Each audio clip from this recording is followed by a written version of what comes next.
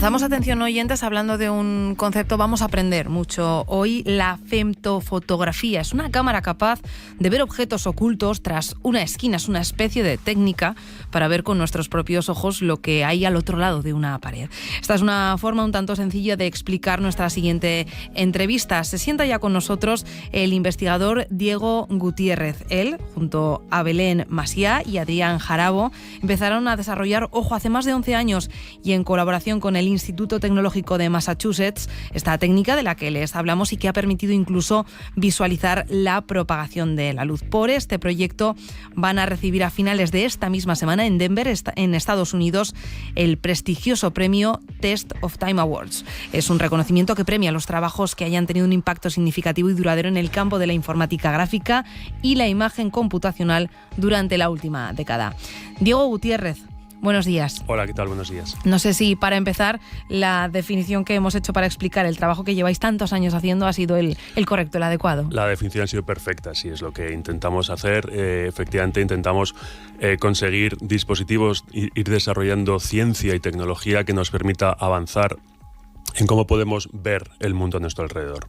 Se dice así muy, muy fácil, pero desarrollanos un poquito más cómo es el trabajo que habéis desarrollado. Es que son 11 años y con un reconocimiento muy importante el que vais a recibir a finales de la semana. Sí, la historia es muy bonita porque comenzó cuando Belén Masia y yo estábamos en el MIT, que has mencionado, el Instituto Tecnológico de Massachusetts, en 2013, creo recordar, 11 años. Y surgió una idea de seríamos capaces de capturar luz en movimiento, ¿no? La luz que viaja a 300.000 kilómetros por segundo. Esto requería dar con técnicas para hacer la cámara lenta más lenta del mundo, pero por órdenes de magnitud. Hicimos unas cuantas cuentas, era 1 billón con B de Barcelona fotogramas por segundo, ¿no? Sería lo necesario. Y fue únicamente un desafío así casi por diversión, por interés, por curiosidad científica de podríamos llegar a hacer esto, ¿no? Lo conseguimos y poco a poco, a raíz de esa curiosidad, esa fue la chispa que ha dado lugar a una década de progreso. Muchos otros grupos del mundo están también trabajando en esto y por eso ahora el premio. ¿Qué aplicaciones tiene esta herramienta de la que nos hablas, Diego? La aplicación, de momento, es una técnica que todavía requiere trabajo de laboratorio. O sea, no es una técnica que nadie tenga en el teléfono móvil, ¿no? Cualquier situación donde ver a través de una esquina, alrededor de una esquina, sería interesante. Por ejemplo, se me ocurre conducción de coches, tanto automática como no automática. Ahora los coches ya te frenan automáticamente si se cruza algo por delante que no estaba previsto. Pues imagínate que también pudieran decirse a la vuelta de la esquina hay un chaval con una bici o algo así. Situaciones de rescate donde el tiempo apremia y el equipo de rescate tiene que decidir si va al segundo piso o al primero, donde puede haber gente. Hasta ahora tienes que lograr línea de visión para ver si hay gente a la que rescatar o no. Pues si pudiéramos en un futuro saber dónde está la gente sin necesidad de ir piso por piso, ¿no? Imagen médica. Hasta ahora, pues de nuevo, introducen cámaras por el cuerpo, eso es increíble, pero sigue siendo muy invasivo. Si pudiéramos ver cosas sin necesidad de llegar hasta ellas, pues las posibilidades serían prácticamente ilimitadas. El punto de partida ha estado, Diego, en el I3A, en el Instituto I3A de la Universidad de Zaragoza. Sí, bueno, pertenecemos allí a los 3 investigadores que han mencionado, pertenecemos a la Universidad de Zaragoza y al I3A. Bueno, Adrián Jarabo hace ya 2 o 3 años se fue a Meta, a lo que era Facebook, pero trabajó con nosotros, sí, en el I3A de la Universidad de Zaragoza. Te voy a pedir, vosotros estáis muy acostumbrados, pero nosotros, los medios, la sociedad en general, cuando nos enfrentamos al I3A, al CIBA, a todas estas siglas que tenéis ahí en este conglomerado de investigación de ciencia en la Universidad de Zaragoza, nos perdemos un poco. ¿Qué trabajo es el que se desarrolla en el I3A, además de este que tú nos has contado, de este proyecto concreto? Bueno, el I3A es instituto, sobre todo, de ingeniería de Aragón, ¿no? Entonces aglutina muchas distintas ramas de la ingeniería y por eso está tan cerca de la EINA, ¿no? De la Escuela de Ingeniería y Arquitectura. Entonces hay muchísimas ramas y nosotros estamos ahí insertados dentro de la parte de informática gráfica, pero creo que si la gente un poco pues asocia la ingeniería, la investigación en ingeniería, de hecho es Instituto de Investigación en Ingeniería de Aragón, esa es la parte más fácil de recordar, ¿no? El I3A es la parte de ingeniería. Según tengo entendido, además de el trabajo con el MIT, con el Instituto Tecnológico de Massachusetts, también habéis estado en contacto con la NASA. a raíz de este proyecto. ¿Esto es así? Sí, de nuevo, esto es parte de lo bonito que es investigar y lo bonito que es hacer ciencia, ¿no? Porque cuando empezamos a hacer esto hace 10, 12 años, no pensamos en ningún momento que esto pudiera llegar hasta NASA. Y fue NASA la que pensó esto que habéis pensado vosotros, esto que habéis publicado. Podría utilizarse quizá en un futuro para la inspección remota de cuevas lunares, que nos interesa mucho, decía NASA, para la posibilidad de tener bases espaciales, ¿no? En un futuro, porque la roca protege de los rayos cósmicos, ¿no? Entonces, una opción muy interesante para NASA, si va a haber en un futuro bases en la Luna, es meterlas dentro de cuevas. Cuevas hay un montón, nos dijeron, cuevas son muy grandes, algunas del tamaño de ciudades, pero hay que explorarlas. Y mandar astronautas es muy peligroso y muy caro, y mandar robots es muy caro. Si pudiéramos desde un satélite en órbita a la Luna, que es relativamente barato y fácil, relativamente, ver lo que hay dentro de cada cueva para poder elegir el destino, ¿no?, de esa futura base lunar, pues sería un gran avance. Yo te iba a decir de Aragón al mundo, de Aragón al espacio, este sí, proyecto, ¿no? Sí, pero va lento, ¿eh? O sea, quiero resaltar que son proyectos que requieren una cocción lenta. Llevamos 6 años trabajando con ellos. Puede que ni siquiera podamos conseguirlo, ¿no?, en la meta. Pero hay que plantearse metas altas, metas importantes. Yo siempre pongo el ejemplo de Kennedy cuando dijo hemos decidido ir a la Luna esta década, no porque sea fácil, sino porque es difícil. Y eso hizo que toda una generación de norteamericanos quisiera ser científico, quisiera ser médico, quisiera ser físico. Y eso le colocó en la cúspide de del líder tecnológico mundial, ¿no? Entonces necesitamos recuperar esa pasión por la ciencia y este proyecto creo que hace un buen trabajo en eso. Es desde luego inspirador, Diego, escucharte. ¿Tú crees que en Aragón somos conscientes de la capacidad investigadora y del talento que tenemos aquí en el territorio y en la universidad? Pues es una buena pregunta y quizá no del todo, porque talento hay muchísimo. El grupo nuestro, que aparte de este premio, pues la verdad es que se maneja bastante bien a niveles internacionales, se alimenta al 90% de talento local. La gente con la que trabajamos es espectacular y están aquí. Y parafraseando a Carlos Otín, el talento es el bien mejor repartido del mundo. Luego, no hace nada a los aragoneses, no hay nada que nos haga ni más listos ni más tontos, pero somos exactamente igual que el resto en ese sentido. Y hay muchísimo talento y creo que está muy bien que nosotros los científicos y vosotros los medios trabajemos más en común para poder divulgar eso y que la sociedad sea cada vez más consciente del tremendo talento que hay aquí. Para eso estás hoy aquí. Te pregunto, no sé si también para reivindicar, ¿cuenta la investigación en Aragón con recursos suficientes? ¿Está suficientemente respaldada por las administraciones, por quienes tienen que estar apoyando a todo ese talento? Para que no me vean, estoy sonriendo mientras hace la pregunta. Esto se está retransmitiendo en directo a través de YouTube, así que quien quiera entrar podrá verte en directo, Diego. Ya, no, la respuesta es no estamos en las mismas condiciones que otras comunidades autónomas, para empezar. Cataluña y País Vasco se llevan la palma en el apoyo a la investigación. Otros países apoyan mucho más a la investigación, ya saliéndonos del ámbito de Aragón, ¿no?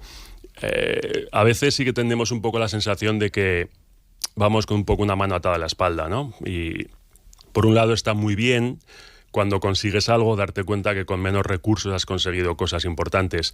A veces puede llegar a ser un poco limitante y frustrante.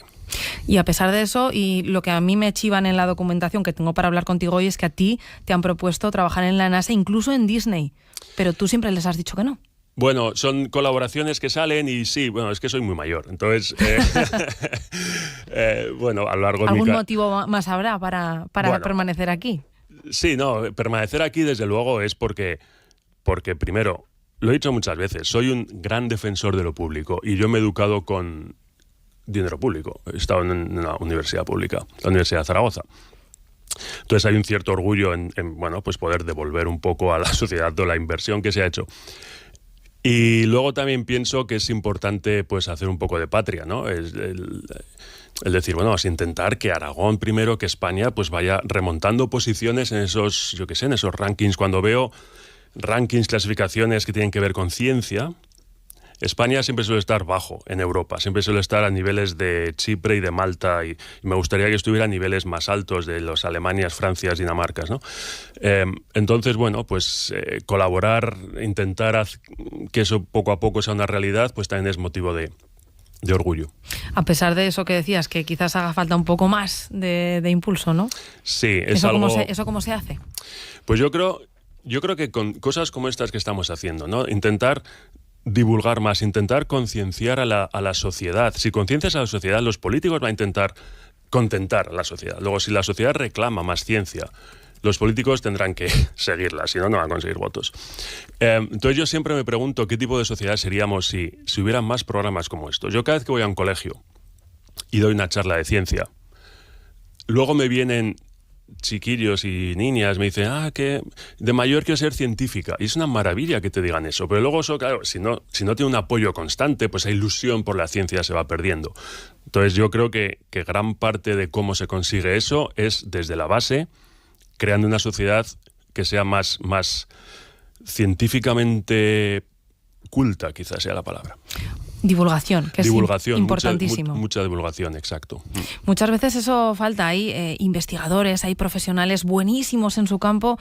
Luego muchas veces no es fácil explicar ese trabajo y que llegue, ¿no? Y que cale entre la sociedad. Sí, tengo que decir que en realidad la gran mayoría de investigadores que conozco suelen ser buenos divulgadores. El motivo es que es parte de nuestro trabajo. O sea, estamos constantemente obligados a contar lo que hacemos a las revistas, a los congresos, a los organismos que dan dinero, a la prensa. Pero es verdad que a veces tenemos poco tiempo, hay poco y no siempre lo hacemos bien, ¿no? Hay cosas un poco más difíciles de contar. Por eso es un esfuerzo. Y cosas como esta entrevista, ¿no? Un espacio con relativo tiempo para hablar con calma y poder contar las cosas, no intentar meter en 40 segundos una cuña solo por meterla que pueda llegar incluso a confundir al público, ¿no? Cada tiempo de información tiene su objetivo. Supuesto, sí. Diego, esta misma semana marchas a Denver a recoger ese premio. ¿Cómo va a ser ese encuentro? No sé con qué otras personas, con qué otros proyectos vais a compartir pues esa gala, ese momento para los reconocimientos. Sí, bueno, el premio está muy bien, nos hace mucha ilusión porque es un premio que se da, como has dicho antes, 10 años después de que presentáramos la idea, ¿no? Es un premio que con la perspectiva del tiempo y la calma del tiempo, pues el comité, los jueces, quien sea, ha decidido que ha tenido un impacto fuerte en la ciencia. Entonces, este se va a entregar el premio en el Congreso de SIGGRAPH, que es el más importante a nivel internacional, que reúne a unas 20 y pico mil personas, y el premio se recibirá el primer día. Se han dado 4 premios en distintas áreas de la ciencia, y bueno, el nuestro pues pertenece a la parte de imagen computacional que has mencionado antes. Y sobre el proyecto, llega ahora a recoger este reconocimiento, pero nos decías, hay todavía trabajo por hacer. Claro. ¿Qué es lo próximo? ¿En qué estáis trabajando? Además, me parece que contáis con nueva financiación para seguir desarrollando esta técnica. Exacto. Ahora mismo estamos a mitad de un proyecto europeo bastante gordo, que además lideramos y coordinamos desde la Universidad de Zaragoza, que con otro consorcio europeo lo que intentamos es, como te he dicho antes, ahora mismo la técnica es una técnica de laboratorio, requiere que todo se haga con mucho cuidado, con equipo caro, todo muy medido, intentamos que poco a poco esa técnica vaya saliendo a la calle. Entonces, este proyecto lo que está buscando son formas de quitar esas restricciones, ¿no? Y que poco a poco sea una técnica más usable, para que dentro de 5, 10, 15, 20 años pues haya cámaras que uno se pueda comprar y hagan esto. Uh-huh. Te voy a pedir un último mensaje. Hoy hemos estado contando que ayer empezó el primer llamamiento de la universidad para las plazas que quedaban pendientes. Las formaciones tecnológicas, matemáticas, físicas están siendo muy demandadas. ¿Qué mensaje les lanzas a esos alumnos que se disponen a empezar pues carreras tan difíciles, pero bueno, con tanto futuro y proyección como la que tú tienes, la de vuestro equipo, la de los aragoneses?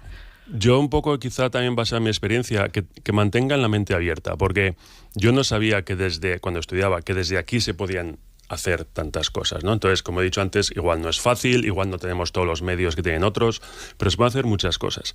Entonces, cuando entras en una carrera, normalmente uno solo ve la línea de trabajar en una empresa, a esa edad.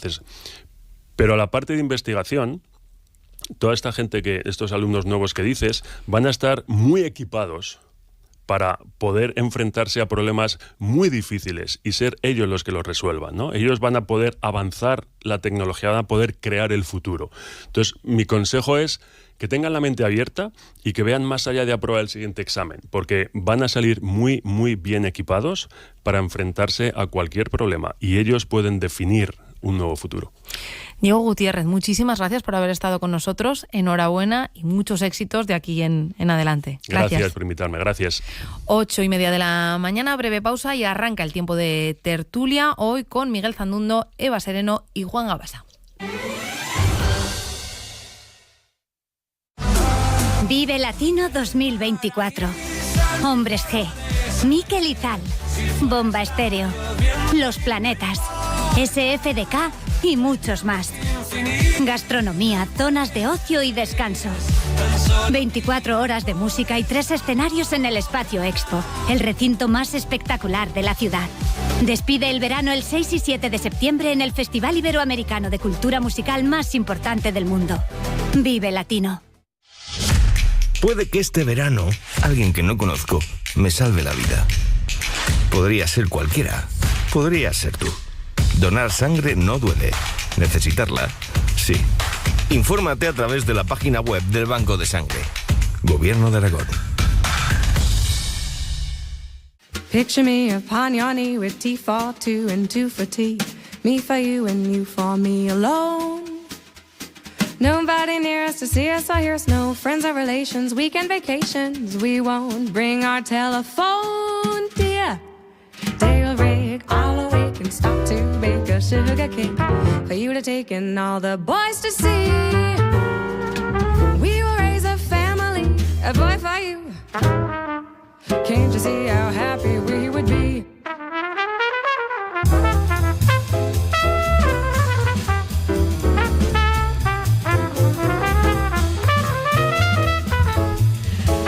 8:32 de la mañana, ahora sí, sentados y sorprendidos aquí en los estudios de la radio. Miguel Zandundo, periodista, buenos días. ¿Qué tal? Buenos días. Nos acompaña también Eva Sereno. ¿Cómo estás? Buenos días. Buenos días. Y creo que también está por ahí ya Juan Gabasa. Juan, ¿cómo estás? Hola, ¿qué tal a todos? Buenos días. Yo decía sorprendidos porque menudo entrevistado, pedazo de investigador, sí. Orgullo y talento el que tenemos, decía Miguel ahora, a la vuelta de casa. A la vuelta de la esquina. Nos hemos quedado súper sorprendidos con lo que nos contaba este investigador del I3A que va a recibir pues un premio nada menos que en Denver, en Estados Unidos, el prestigioso premio Test of Time Awards. Bueno, todo es sorprendente, ¿no? Que esté tan cerca de casa, que sea un trabajo tan concienzudo, tan a largo plazo, tan lejano que parece, tan surrealista, y que al final hay que ir hasta Denver a buscar un premio sin duda muy prestigioso dentro de un sector del que yo no conozco, y me he quedado verdaderamente sorprendido porque estamos investigando cosas que pueden mejorar el futuro a medio largo plazo, pero se hace aquí en Zaragoza, ¿no? Con recursos propios, con una tenacidad yo creo que a prueba de fuego, porque los resultados, él mismo lo ha dicho ahora cuando nos despedíamos y le saludábamos, esto es a largo plazo, que nos permitan seguir investigando. No sabemos dónde vamos a llegar, pero esa ilusión, el encanto de lo desconocido de un investigador, yo creo que es al final lo que les engancha a ellos y nos provoca que una entrevista que aparentemente era, bueno, una entrevista más de matinal, se convierta en un ítem de decir, oye, esto es muy reconocible y tenemos que hacerle un seguimiento cada uno en la medida que puede, quiera, ¿no?, en la distancia, porque probablemente se volverá a hablar y mucho.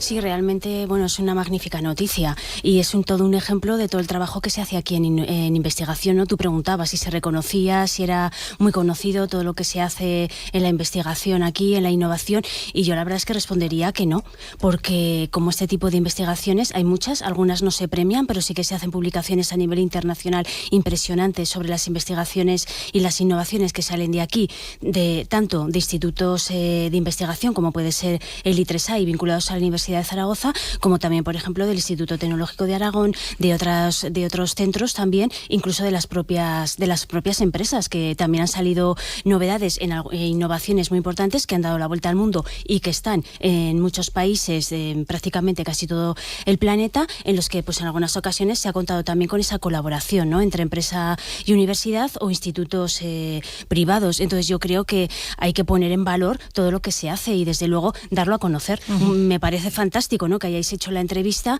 porque si no mucha gente no se entera de todo lo que se hace aquí en el campo de la innovación. Muchas veces es difícil también poderlo trasladar, pero todo tiene su punto divulgativo y la verdad es que chapo por la entrevista. Yo les achaco siempre a los que se dedican a la investigación en este nivel y en otros, que lo fían mucho todas sus publicaciones técnicas, ¿no? Dicen, me ha publicado tal revista, tal boletín, tal...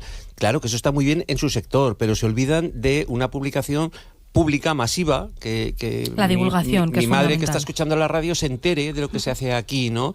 Y yo creo que ahí hay una cultura, y Juan, que está en su jaca, a la que siempre echamos de menos, él ha vivido fuera en Toronto mucho tiempo y puede hablar de cómo se transmiten ahí las cosas, y la investigación allí yo creo que está en otro tenor de información y llega, o lo difunden mejor, no sé, esa es la percepción que tengo yo, Juan, ¿no? Te lanza el guante, Juan. Juan, ¿nos escuchas?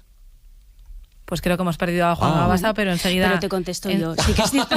Que no estaba en Toronto, pero no te contesto. No he estado en Toronto, no he tenido yo esa ocasión, pero sí que he estado y sigo estando muchos años vinculado al campo de la ciencia, de la innovación y de la tecnología.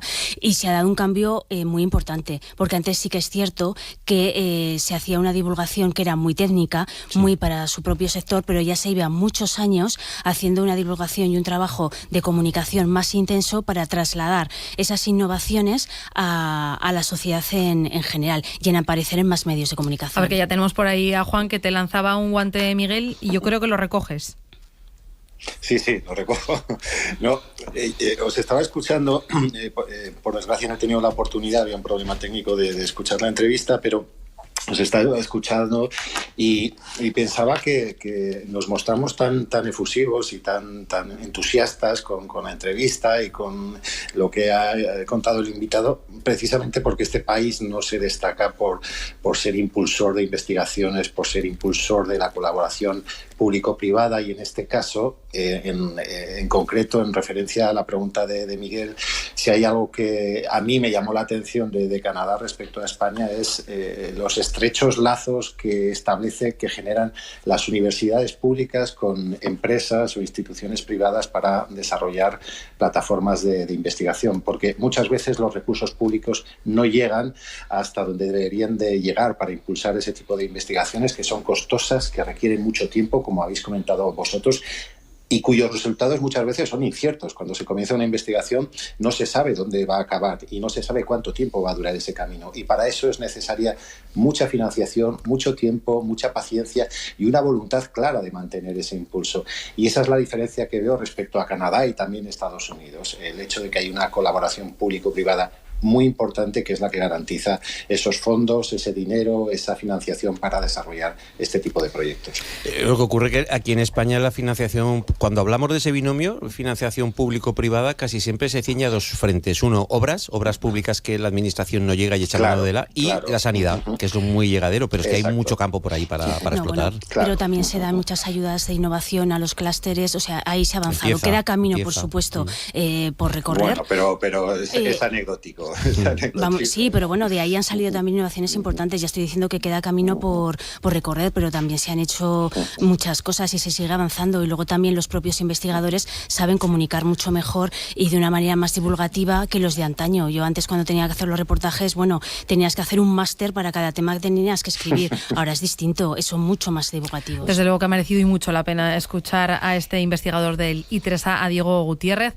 8:38. Ainara, tenemos que volver a recordar que tenemos tiempo de participación para nuestros oyentes, que queremos escucharles y leerles. Seguro que algunos nos están escuchando de vacaciones en su destino, incluso mirando a reclamar, a ver qué pasó el pasado viernes. Cuéntanos qué es lo que le preguntas hoy a los oyentes. Efectivamente, las asociaciones de consumidores, tanto dentro de Aragón como fuera, están animando a las personas que se hayan visto afectadas por la caída de la red del pasado viernes, pues por sus cancelaciones en vuelos, por retrasos. Al final, si el primer día de vacaciones algo tropieza, el resto va detrás, ¿no? Entonces estamos preguntando si en alguna ocasión, o en esta se han visto afectados, si han reclamado por una huelga, por una cancelación, por una avería, se han animado a reclamar ante Consumo, porque tienen derecho a una indemnización. Si en verano somos más laxos, ¿no?, y como vamos camino de nuestro destino de descanso, somos más permisivos y hemos dicho, no pasa nada, no me meto en el sarao de reclamar en Consumo. Y si alguien ha conseguido una indemnización por una cancelación, del tipo que sea, a nivel turístico, ¿no?, perder un tren, un avión, un autobús, que nos lo haga saber. Vamos a creer en esas cosas que nos animan desde Consumo a reclamar, porque realmente se puede obtener después una compensación. 608-578-412. Pues por este asunto les preguntamos a los oyentes, seguro que es uno de los temas de preocupación, las vacaciones, que en eso estamos en verano, aunque no lo parezca, porque ojo cómo viene la actualidad política, viene cargada con muchos temas y con primeras veces hoy, que se cumple un año de las últimas elecciones generales. Parece mentira, no sé si se os habrá hecho largo o corto el año, pero desde luego que viene cargada la actualidad, sobre todo por esa noticia que conocíamos ayer al filo del mediodía. El presidente del gobierno, Pedro Sánchez, ha sido citado a declarar como testigo en el juicio que investiga a su mujer, a Begoña Gómez. Dentro de una semana será esa citación, el próximo martes 30 de julio. El juez Juan Carlos Peinado se trasladará hasta la Moncloa para practicar el interrogatorio, que además ya ha anunciado que pretende grabar. Ainara, vamos a recordar, porque es que este caso ya viene de largo, llevamos casi 100 días de instrucción. ¿Por qué va a tener que declarar el presidente del gobierno? Porque el magistrado ha aceptado varias peticiones, una por parte del partido Vox y el resto de acusaciones populares que hay detrás de este asunto. Se trata de una providencia dictada el pasado viernes, justo el mismo día en el que compareció Begoña Gómez en los juzgados, y se negó a declarar en calidad de investigada. Pero esta providencia está firmada de este lunes, y es cuando lo hemos sabido. ¿Reacciones a esta petición para la que declare como testigo en el juicio que investiga a su mujer? Pues son muchas, y todas desde el ámbito político, tanto desde la oposición como desde el gobierno. Vamos a empezar por la oposición, vamos a escuchar las palabras de Alberto Núñez Feijóo. Es realmente lamentable que la primera vez que vayamos a oír al señor Sánchez hablar de la corrupción que afecta al Palacio de la Moncloa tenga que ser ante un juez, porque ha sido llamado a declarar. Vamos ahora con el partido en el gobierno, con el partido del presidente Pedro Sánchez. El PSOE habla de una cacería política. Es evidente que esto siempre ha sido una causa montada, es un montaje de la ultraderecha y de la derecha, por supuesto, contra el presidente del gobierno. Y hoy se ha demostrado que es una persecución política intolerable de los que pretenden ganar en algún tribunal lo que no consiguieron en las urnas. Sin dejar el gobierno, escuchamos la reacción de Yolanda Díaz. Mire, yo de verdad no tengo más que asombro. Con todo, creo que tanto la señora Gómez como en este caso el presidente del gobierno van a hacer lo que tienen que hacer, defenderse. Vox, partido que ejerce de acusación popular, lo decía antes en la causa, ha celebrado la citación de Sánchez, aunque espera literalmente poca cosa, dice, de su declaración. Solo, dice, obstrucción a la justicia y cualquier cosa en la que se pueda escudar para no ser transparente y sincero. Terminamos viniendo a Aragón, la reacción del presidente de la comunidad autónoma, Jorge Azcón. Que un presidente del gobierno sea llamado a declarar a un juzgado porque su mujer se ha encargado de sus negocios particulares en la Moncloa es algo que no habíamos visto en la historia de la democracia de este país, y creo que además de dar respuestas en los juzgados, debería también dar respuestas ante los medios de comunicación y debería también dar respuestas ante el Congreso de los Diputados. Esas son las reacciones. Una cosa más, será la primera vez que un juez se desplace a Moncloa para tomar declaración a un presidente del gobierno, pero eso sí, Sánchez no será el primer presidente del gobierno en testificar en un juicio. No, antes lo hicieron Adolfo Suárez en el caso Banesto, aunque es cierto que ya llevaba años alejado de la vida política. Le siguió Felipe González, fue llamado a declarar cuando llevaba 2 años fuera de Moncloa. Declaró como testigo en el Tribunal Supremo por el secuestro de Segundo Marey, incidente que sacó después a la luz la existencia de los GAL. Y por último, Mariano Rajoy, año 2017. Él sí que declaró estando en activo, como Pedro Sánchez. Fue mientras ocupaba el cargo, como digo, el presidente, y compareció en la Audiencia Nacional. Lo hizo para declarar como testigo también en el caso Gürtel. Gracias, Ainara. Abro ahora el turno a las valoraciones. No sé si os sorprendió esta citación que conocíamos ayer. ¿Qué consecuencias creéis que va a tener, Miguel? Sorpresa ninguna. Quiero decir, el juez Peinado está haciendo una instrucción modélica que va subiendo escalones y peldaños conforme van apareciendo distintas bolas extras. La bola extra de Carlos Barrabés ha sido sin duda un soplo de aire fresco para un juez que yo no sé si con mucha o poca tensión, entiendo que con mucha, va a tener que quebrar el asunto de prevaricación, que es lo que le quieren colocar, y de indefensión. Por prevaricación quiere argumentarlo Pedro Sánchez e indefensión Begoña Gómez para intentar quitarle la causa. En la instrucción de la causa, evidentemente va pidiendo a los testigos que hablen, algunos hablan muy claramente como Barrabés y le marca un camino.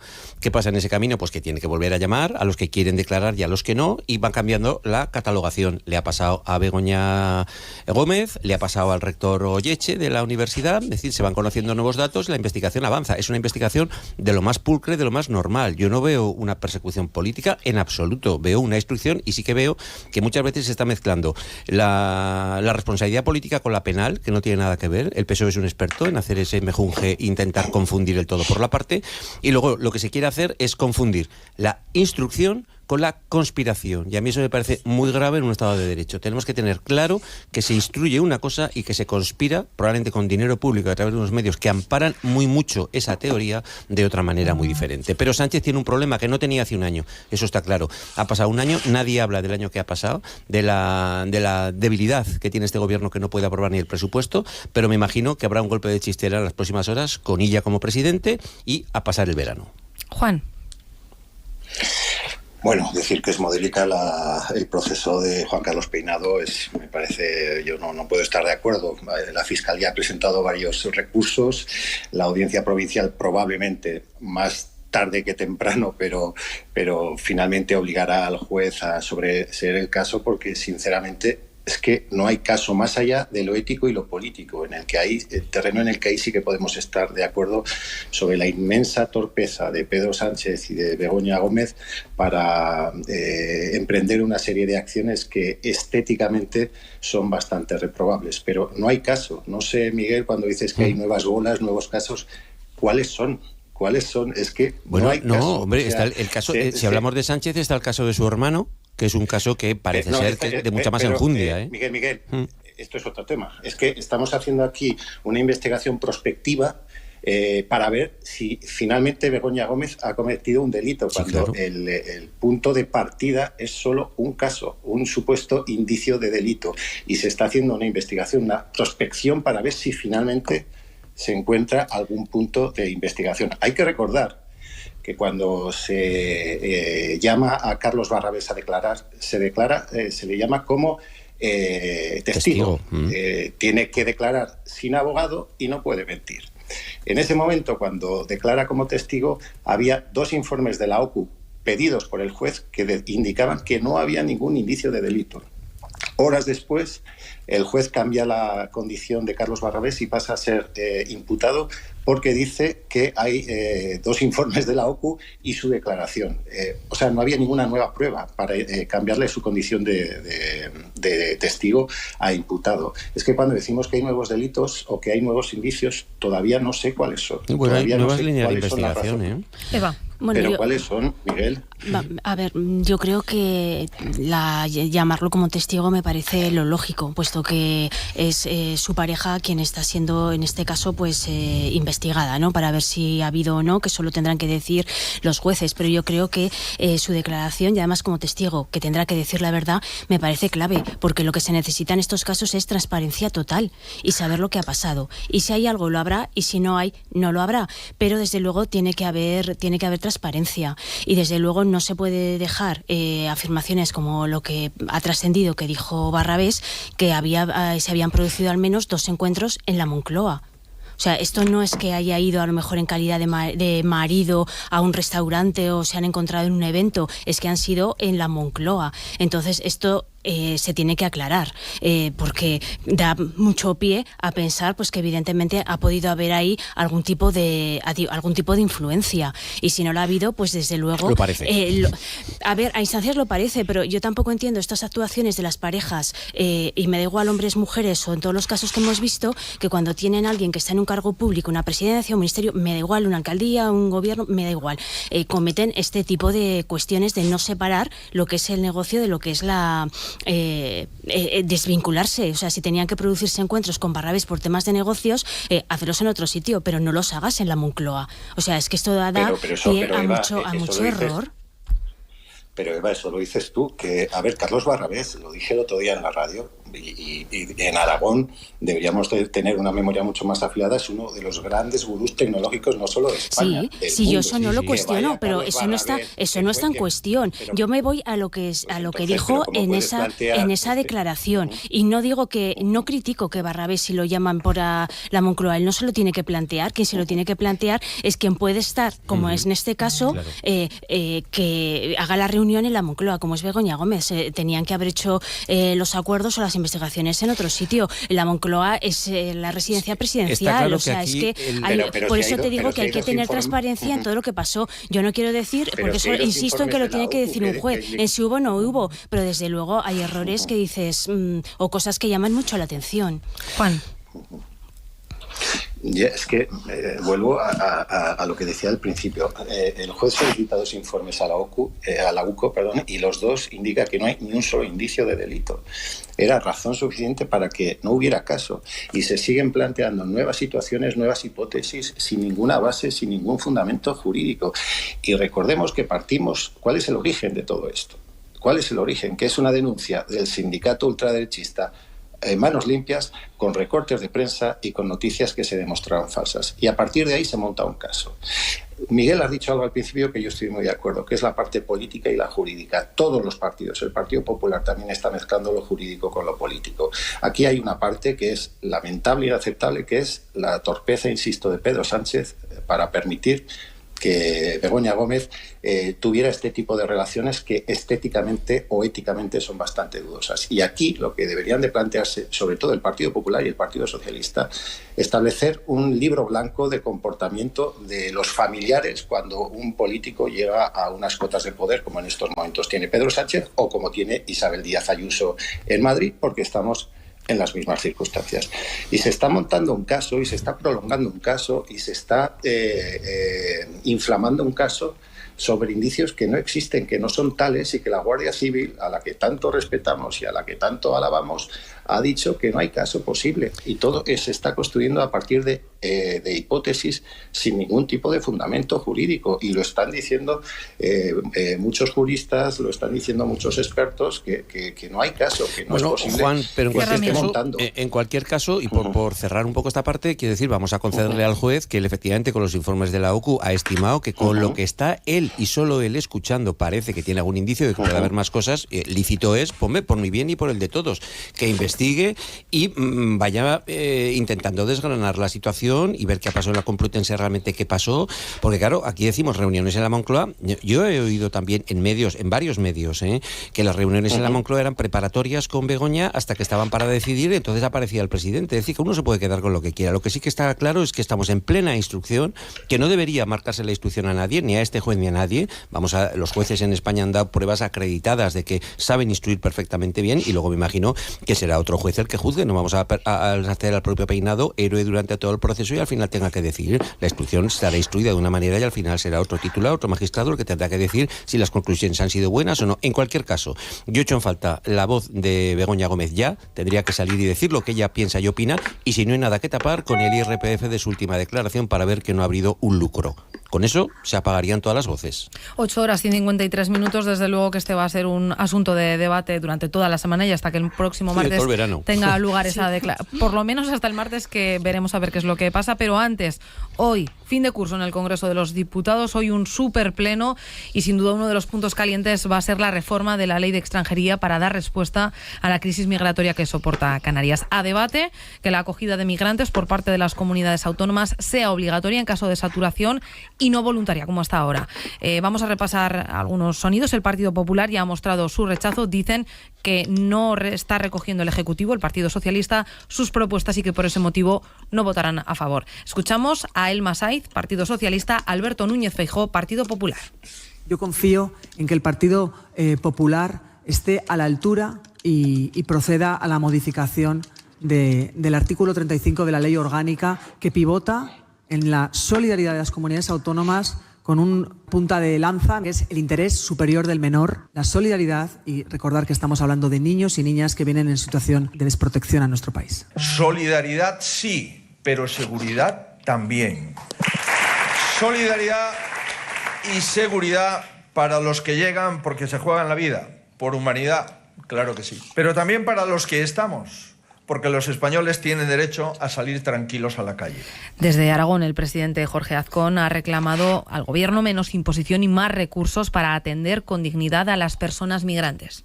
Si el Gobierno de España y Pedro Sánchez de verdad tuviera una voluntad de negociar algo tan importante como es la ley de extranjería, horas antes no se habría mandado un WhatsApp. Creo que han querido cumplir un trámite para quitarse un problema de encima. Pero el Gobierno de España es que tiene la responsabilidad de solucionar los problemas de inmigración que tenemos y los que van a venir. Y así, con los apoyos de formaciones como Junts y Esquerra en el aire, todo apunta a que la de este martes volverá a ser otra votación en la que todo se decidirá en extremis. Además, y para abrir el debate, me gustaría también recordar los sonidos, las declaraciones con las que contábamos esta misma mañana aquí en este Buenos Días Aragón. Katrina Belsué, de la plataforma SOS Racismo Aragón, advertía de los discursos de odio que se están dando en el marco de todo el debate que tiene que ver con la crisis migratoria que vive nuestro país. Si tú estás hablando continuamente de la inmigración como un problema, como en vez de como una oportunidad, si estás criminalizando a personas que además no han cometido ningún delito, pero que tal y como hablas de lo que va a pasar si vienen, parece que lo que estés fomentando es que sean un peligro y además con datos que no son ciertos. Y añadía además ejemplos de jóvenes migrantes de origen migrante que hoy en día cuentan con una gran popularidad, que ha sido todo un ejemplo después de la pasada Eurocopa.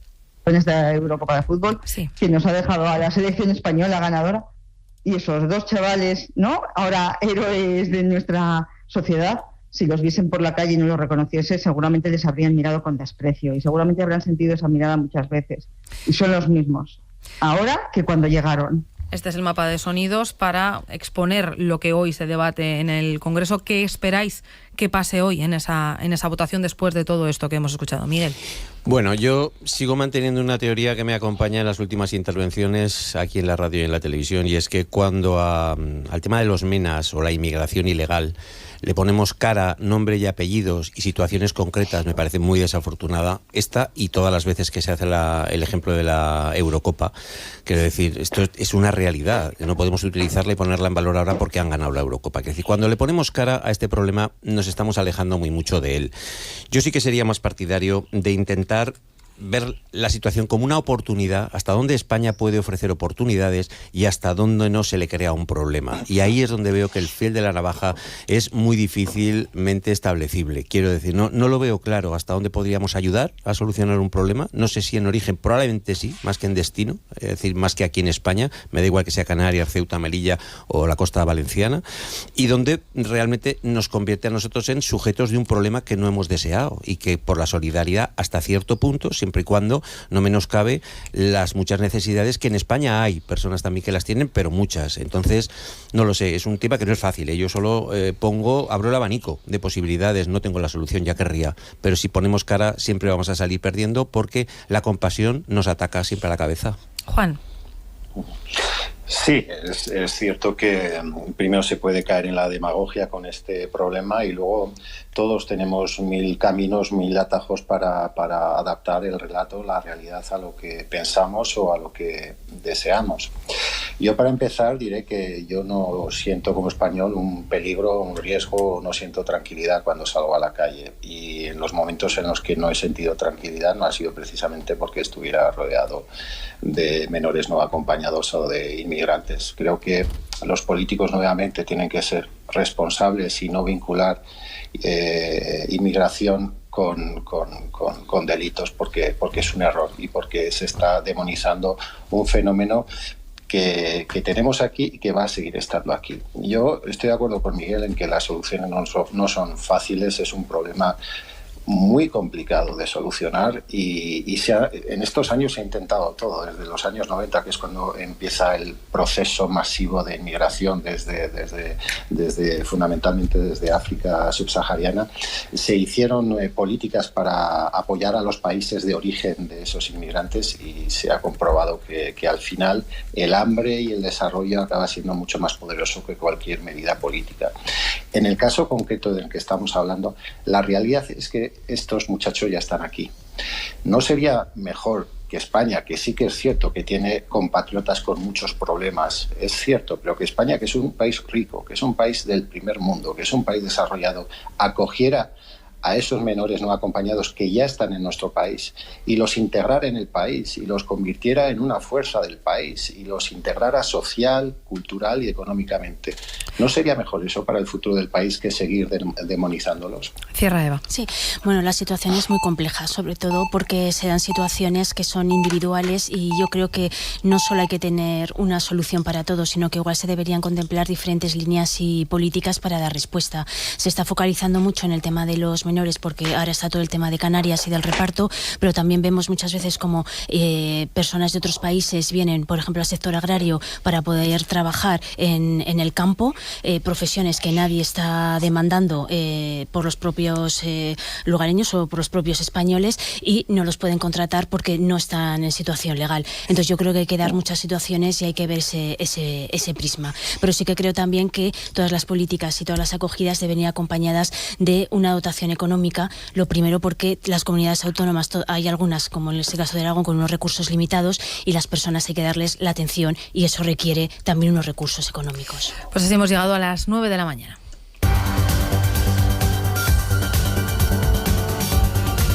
¿Y por dónde pasan las noticias, la información de la mañana, Ana? Hoy pendientes de que el presidente de Aragón, Jorge Azcón, va a visitar el Valle de Tena en un acto de oposición a la instalación de placas fotovoltaicas en embalses aragoneses. Huesca, Cristina Ibar. Buenos días. Azcón participará en primer lugar en este acto junto a varios alcaldes de la zona. Su llegada se espera a Lanuza alrededor de las 10:30 y posteriormente se trasladará al Ayuntamiento de Panticosa para firmar el convenio que impulse el tobogán de montaña en el marco del Plan Pirineos. Ampliaremos esta información a lo largo de la mañana. Mientras, en Teruel, hoy se inaugura una nueva instalación en el aeropuerto. Eva Lázaro. El consejero de Fomento y presidente del consorcio, Octavio López, acude hoy al aeropuerto donde se ha terminado la construcción de una nueva nave de 5.000 metros cuadrados en la zona industrial y otra de 1.500 metros en la zona sur de la instalación aeroportuaria, lo que ha supuesto una inversión de más de 3 millones de euros. Además, también habrá reunión del Consejo Rector del aeropuerto de Teruel. Y otra visita hoy de miembros del Gobierno de Aragón a Teruel, la de la consejera de Universidades, Claudia Pérez Fornies, al Hospital Obispo Polanco, para avanzar en el proceso de acreditación de este centro como universitario. En Zaragoza esta mañana vamos a conocer los detalles de la próxima campaña de Volveremos. Guillermo Domingo. Una campaña especial que el Ayuntamiento va a organizar junto con el Gobierno de Aragón, recordamos, después de que el programa Volveremos se haya extendido a toda la comunidad. Los usuarios podrán volver a generar saldo en sus tarjetas Monedero cada vez que compren en un comercio local de la ciudad. El lugar escogido para esa presentación de la campaña es la perfumería Pilar Garcés, donde se realizó la primera transacción de Volveremos en plena pandemia en el año 2020. Además, en el Congreso, en una hora, a las 10, va a comenzar el pleno que votará la toma en consideración de la Ley de Extranjería. Y aquí en Buenos Días, Aragón, hemos hablado de la cámara más lenta del mundo, capaz de captar incluso el movimiento de la luz. Es el proyecto que inició hace ya una década el científico aragonés del I3A, Diego Gutiérrez, que va a ser condecorado en Estados Unidos con el Test of Time Award. Es uno de los galardones más prestigiosos de la comunidad científica internacional, que reconoce una idea que ha revolucionado la ciencia. Es capaz de conseguir hasta 1 billón de fotogramas por segundo y esto puede tener usos prácticamente ilimitados. Aquí Diego Gutiérrez ha explicado las aplicaciones que esta tecnología podría tener.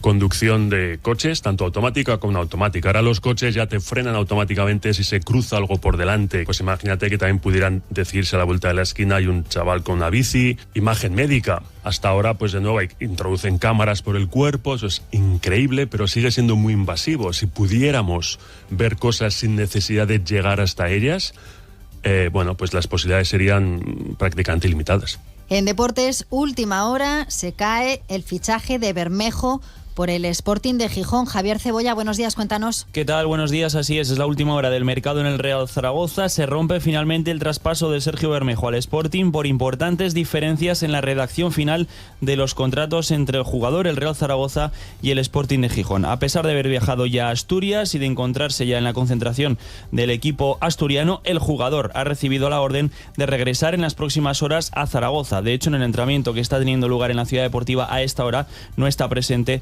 todavía Sergio Bermejo. El foco ahora está puesto en Alejandro Francés después de la contraoferta que hacía anoche el Real Zaragoza al Girona, con 3 aspectos fundamentales: más dinero en la cantidad fija del traspaso, más dinero en la cantidad variable y, por último, incluir la cesión de algún jugador.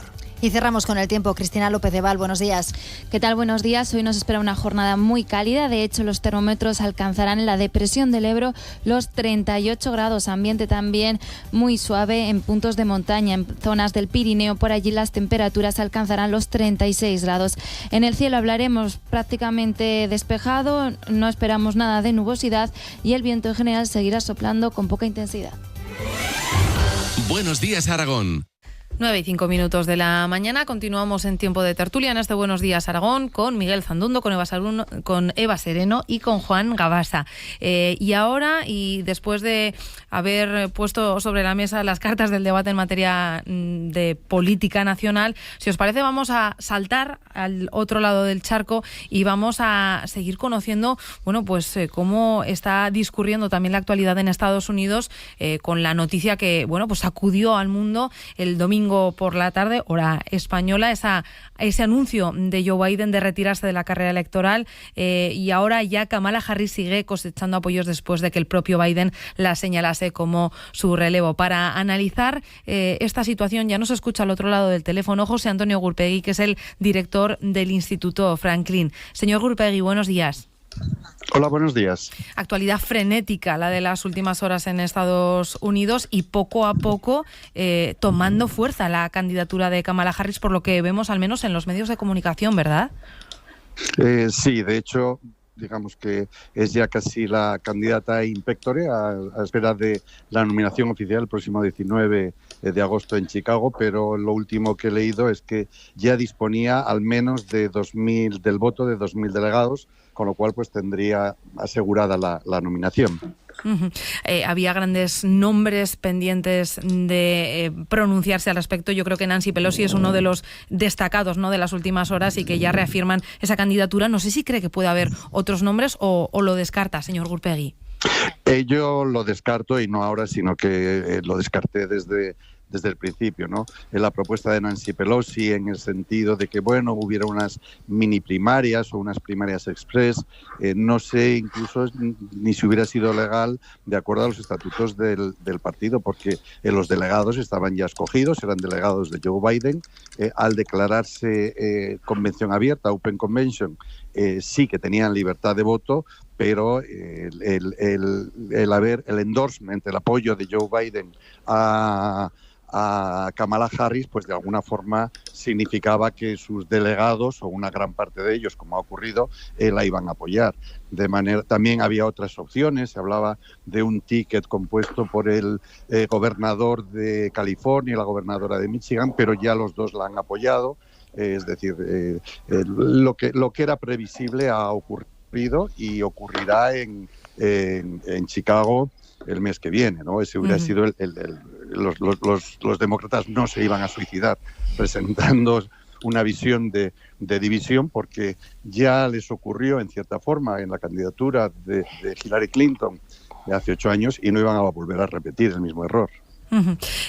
No sé qué escenario prevé a partir de ahora en cuanto a la situación del Partido Demócrata. Los tiempos en política cada vez son más rápidos. ¿Va a tener tiempo suficiente la formación de recuperarse? Bueno, pues después de que las encuestas poco a poco, y dada la situación de las apariciones públicas de Joe Biden, pues bajase la intención de voto al respecto. ¿Qué es lo que vaticina usted? ¿Cree que va a tener tiempo de darle la vuelta a la situación, al menos en las encuestas? Bueno, eso digamos que el tiempo nos dirá si han llegado a tiempo, ¿no? Pero sí que considero que no está todo perdido que tienen tiempo, son en política 100 días son muchos días. Oficialmente la campaña electoral no ha comenzado todavía, comenzará en el próximo mes de septiembre, de manera que yo pienso que sí están a tiempo. Lo que pasa que es una apuesta pues muy arriesgada, a menos de 100 días cambiar de candidato. Ha jugado a su favor que esa posibilidad siempre ha estado merodeando incluso desde el mes de noviembre, cuando Joe Biden anunció su candidatura, que ya se empezó a cuestionar, se empezó a mencionar el nombre en ese momento de Michelle Obama. Es decir, eso siempre ha estado en el aire, y ahora que efectivamente se ha sustanciado, pues creo que juega a su favor, en el sentido de que no es una sorpresa, no es algo inesperado y no es algo que haya sorprendido, sino más bien todo lo contrario, era algo esperado. Termino, señor Gurpegui, ¿qué tipo de campaña electoral espera Trump? Ya se ha referido a Kamala Harris como la loca, la risita. Es una campaña que empieza con duras declaraciones. No sé qué espera de aquí en adelante y, sobre todo, pues en los próximos meses hasta llegar a noviembre. Bueno, lo que van a ser los principios de la campaña de Donald Trump, esos no van a variar. Es decir, su campaña en contra de la inmigración alegal, de expulsarlos, en contra de las energías renovables, en contra de la globalización, en contra del aborto, etcétera. Eso no va a variar en absoluto. Lo único que va a variar es el sujeto de sus ataques, que va a tener que cambiarlo, ¿no? Ya no va a poder decir que si físicamente o mentalmente no es Joe Biden no es la persona apropiada para dirigir el país. Obviamente ya eso no puede esgrimirlo, y pues los ataques sí que cambiará el contenido de sus ataques personales, ¿no? El tema de las risas ya lo dijo hace 2 semanas, ya se refirió hace 2 semanas por lo menos a Kamala Harris como risitas Harry, ¿no? Y yo he recibido de amigos en Estados Unidos un vídeo con distintos momentos en que Kamala Harris simplemente ríe pues a carcajadas, ¿no? Y entonces el vídeo dice: ¿crees que esta mujer puede dirigir el país? Obviamente ninguno, ¿no? Entonces el contenido sustancial de la campaña de Trump no va a cambiar mucho. Yo diría que no va a cambiar nada, y lo único que el motivo o el referente de sus ataques al candidato demócrata es lo que va a cambiar.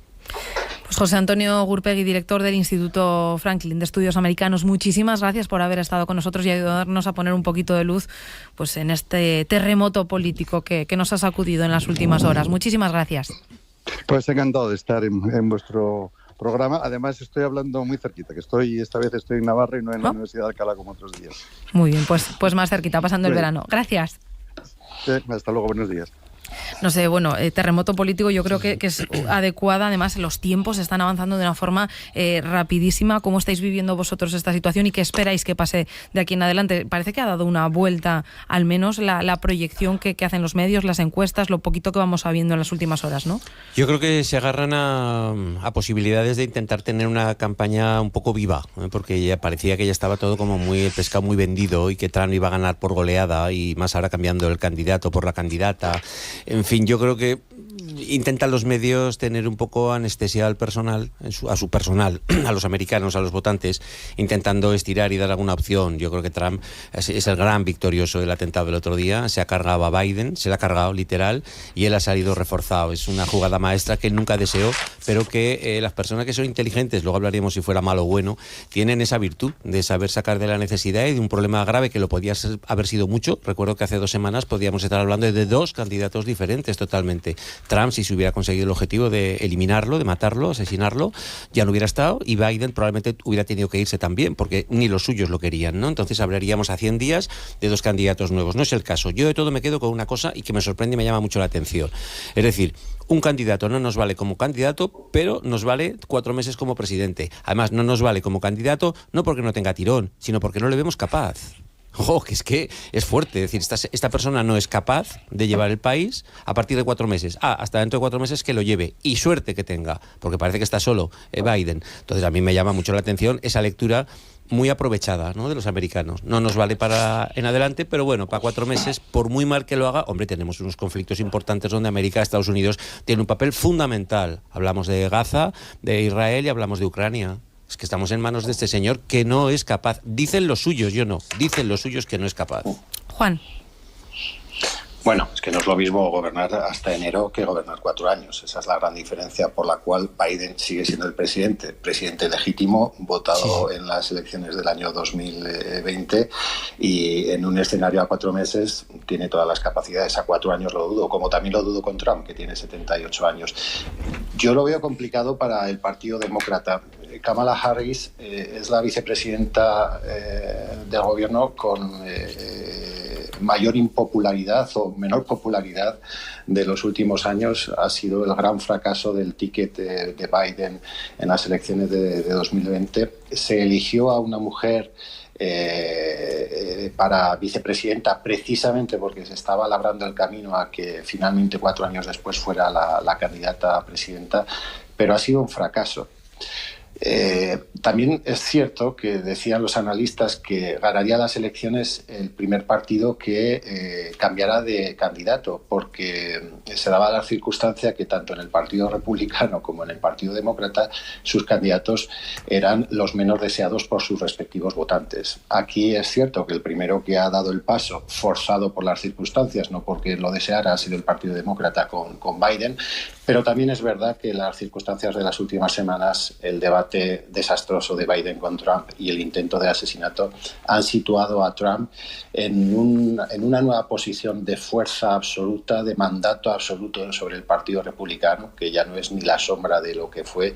Y pese a este cambio, y aunque queda mucho tiempo para las elecciones de noviembre y en Estados Unidos cada día puede haber un terremoto, yo veo muy complicado que el Partido Demócrata logre dar la vuelta a la tendencia de las encuestas que mayoritariamente dan la victoria en noviembre a Trump. Pero insisto, queda muchísimo partido todavía y pueden pasar muchas cosas. Eva. Sí, yo también lo veo complicado que se le pueda dar la vuelta a las encuestas sobre esta candidata. Bueno, pues depende de qué encuestas leas, le sitúan mejor, con menos distancia, acortando con Trump que en el caso de Biden, pero también había otros candidatos que incluso no se presentan, ¿no? Porque se hablaba, por ejemplo, de que la propia Hillary Clinton o la propia Michelle Obama podían sacar una mayor victoria que cualquier otro candidato de los que había, pero ellas no se presentan. Trump, desde luego, ha sabido rentabilizar ese atentado, le ha sacado mucho partido y sale claramente reforzado, pero también Biden yo creo que ha hecho un golpe maestro. Electoral, desde el punto de vista estratégico, ¿no? Decir, me voy y ahora te lo voy a poner un poquito más complicado porque ya todos los ataques y en lo que se estaba basando una buena parte de la campaña, todo eso ya desaparece. ¿Qué tiene de bueno, por ejemplo, Kamala Harris? Pues que es un poco como Trump, en el sentido de que no tiene pelos en la lengua, pero también tiene otros puntos quizá negativos que le pueden servir a Trump como una bandeja para llegar a la Casa Blanca. Por ejemplo, toda la gestión que ha hecho de las fronteras en crisis migratorias, pues teniendo en cuenta el discurso que tiene Trump en ese sentido, pues se lo pone también en bandeja. Ha habido también mucha fuga de trabajadores y de profesionales en la administración. Es otro de los puntos débiles que tendría esta candidata.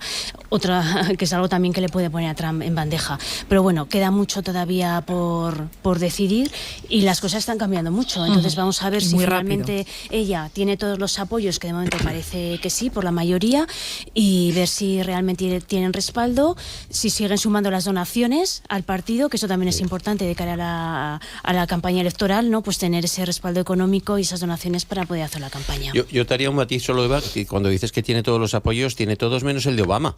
No, bueno, todos Obama no. Ha dicho, tiene gran parte. Yo querría un candidato extraordinario, ha dicho. Tiene muchos, queda por decidir, todavía no se ha... Tiene bastante, estaba Obama hablando de más de 1000 los últimos datos que yo había visto, pero no sé, todavía no se sabe si es la candidata oficial. Todo apunta por los apoyos que ella tiene que podría serlo, pero no está todo decidido. La ficha la podía tirar Obama, porque Obama tiene una ascendencia sobre el partido brutal, y si Obama dijera adelante, pues sería adelante. Obama yo creo que está esperando ver si hay un mirlo blanco, que es lo que buscan, porque en América en un mirlo blanco en 100 días son capaces de vestirlo. Sí, totalmente, por eso está todo muy abierto.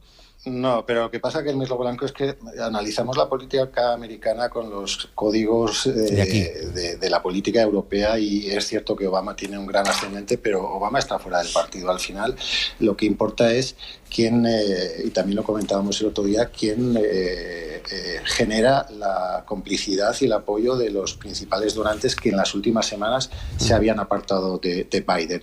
Y tan pronto como Biden se retiró y sonó el nombre de Kamala Harris, por lógica, porque que era la vicepresidenta en el ticket, esos donantes han vuelto.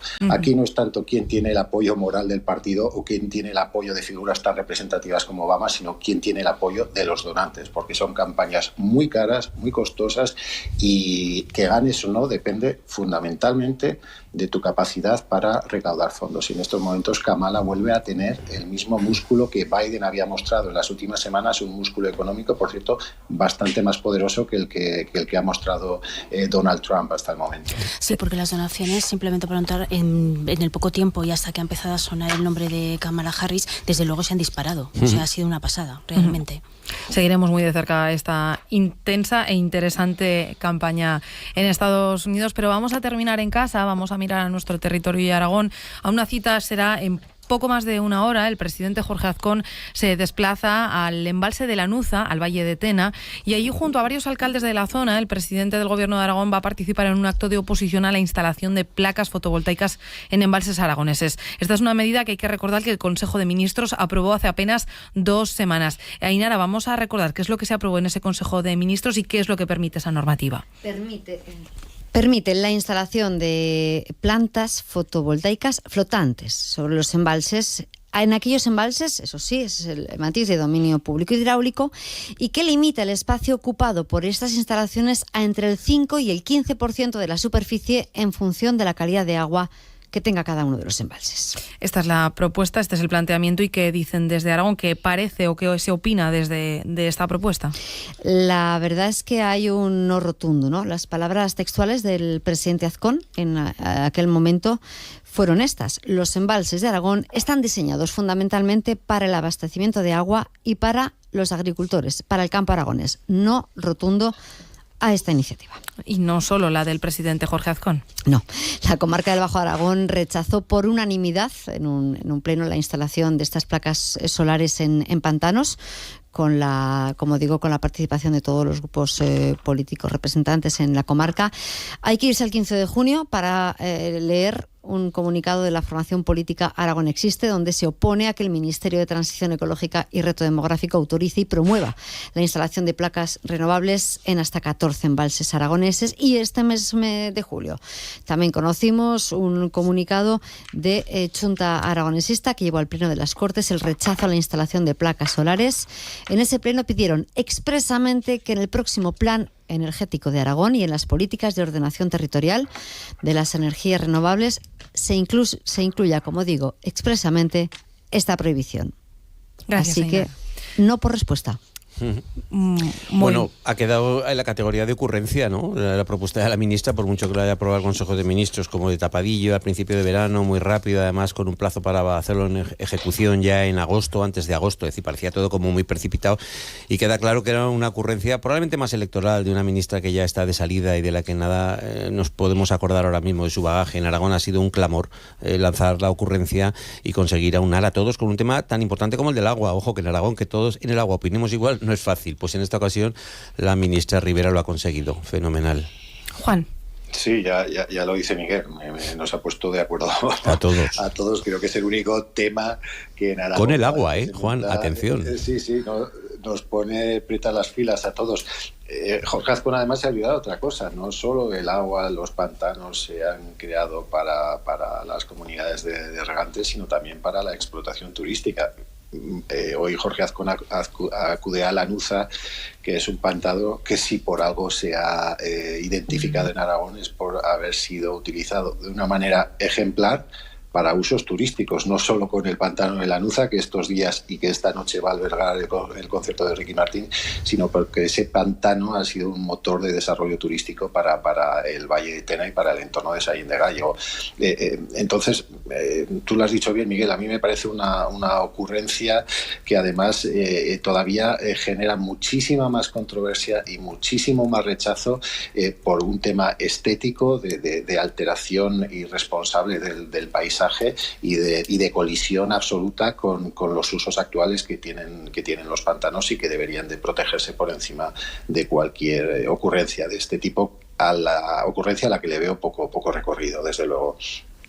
Sí, bueno, yo creo que es precipitado, porque no hay todavía unos informes concluyentes sobre los beneficios y que puede tener este tipo de instalaciones. Sí que se habla, claro, de un mayor rendimiento de las instalaciones de las placas fotovoltaicas al tener el agua, porque se calientan menos y no existe el polvo, pero también es cierto que luego el mantenimiento de este tipo de instalaciones es más costoso y más difícil de realizar, y además si se rompe una placa, por ejemplo, hay dentro unos elementos químicos que caerían al agua y no se sabe muy bien qué puede pasar con los propios ecosistemas que hay en el agua, ¿no? en estos entornos.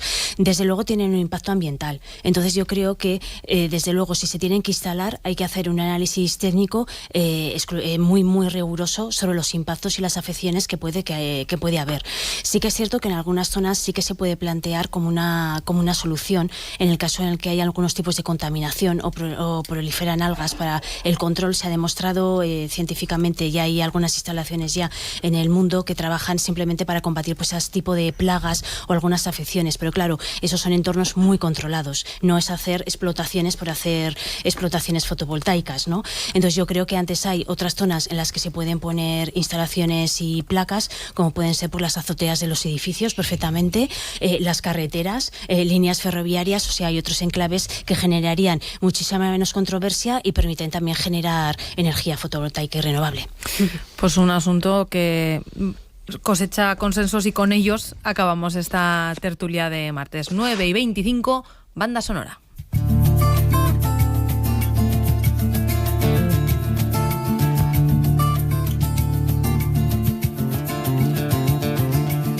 Ella le pidió que la llevara al fin del mundo. Él puso a su nombre todas las olas del mar. Se miraron un segundo, como dos desconocidos. Todas las ciudades eran pocas a sus ojos. Ella quiso barcos y él no supo qué pescar. Y al final, números rojos en la cuenta del olvido. Y hubo tanto ruido que al final llegó el final. Hubo tanto ruido, Miguel Zandundo, que es quien elige hoy la banda sonora de esta tertulia. Bueno, no esconde mucho, ¿no? El misterio, fue rápida la elección. Hablando de Pedro Sánchez y de Begoña Gómez, yo creo que ha habido mucho ruido y entre ellos dos lo sabrán, si se miraban como desconocidos o no, cuando parece, insisto, por utilizar las palabras que marcaba antes Juan, urdían algún negocio de dudosa, cuando menos moralidad, veremos si también judicialmente peinado opina lo mismo. Lo que sí que está claro es que hay mucho ruido en el canal. El ruido es ese ambiente no deseado que entorpece el mensaje, ¿no? Ahora mismo no hay unos mensajes claros, prueba evidentes en esta tertulia, cada uno pensamos de una manera sobre una misma realidad, que es el ruido que acompaña a Sánchez durante toda esta semana y la que viene, por lo menos hasta que declare o no, que también hay mucha tela de juicio. Pero el ruido nunca favorece, y especialmente a los periodistas no nos favorece porque nos enmaraña mucho y a veces nos confunde. Esta es una pieza de Joaquín Sabina que al final te acaba por acogotar, parece que está hecha para que el ruido al final te lleve a no entender mucho de la letra, porque es una pieza que al final te atrapa, ¿no? De ese disco del 2012 de Esta boca es mía, que me parece magnífico. Y esta pieza pensé que le venía que ni al pelo al matrimonio, así que pa'lante con ella. Las pisadas, se apagaron los latidos. ¿Qué mensajes nos llegan? ¿Qué nos cuentan hoy los oyentes, Ainara? Rescatamos rápidamente dos testimonios. Marimar dice que con el tema de la inmigración quería aportar. Dice, no entiendo por qué no se plantea el reparto al resto de Europa. Que sepan lo que es el hacerse cargo de todas estas personas. Me gustaría que vinieran al barrio, dice, de Delicias, de Zaragoza, entiendo, y supieran la inseguridad que se vive diariamente. Cada día nos recluimos más en nuestros pisos y cuando salimos a trabajar a primera hora con miedo de encontrarnos o peleas o gente borracha. Nos sentimos extranjeros en nuestro propio barrio. Esto dice Marimar. Lourdes se quiere referir a la política norteamericana. Dice que el intento de asesinato ha hecho a Trump ya presidente. Si ya era favorito, este hecho lo ha hecho más. Siempre agradecemos que lleguen mensajes de nuestros oyentes. Muchas gracias por participar. También a Eva Sereno, a Miguel Zandundo y a Juan Gabasa. Gracias por estar con nosotros en este martes. Muy bien, un placer a vosotros. Buen día, Juan, allá arriba, en el Pirineo. Sí, buen día, y buen concierto, si vas. Iré. Ruido mentiroso, ruido entrometido, ruido escandaloso, silencioso, ruido demasiado, ruido acomplejado, ruido introvertido, ruido del pasado, desgastado, ruido de conjuros, ruido mal nacido, ruido tan oscuro, puro y duro, ruido que me has hecho, ruido yo no he sido, ruido insatisfecho, ruido a que has venido. Sigue los partidos de pretemporada de los equipos aragoneses en Aragón Radio. Este miércoles, a partir de las 7 de la tarde, Club Deportivo Calahorra, Real Zaragoza y Osasuna, Sociedad Deportiva Huesca. Con el equipo de deportes y todos los oyentes de Aragón Radio. Escúchanos en la FM, en aragonradio.es o en nuestra aplicación móvil. Aragón Radio con el deporte aragonés.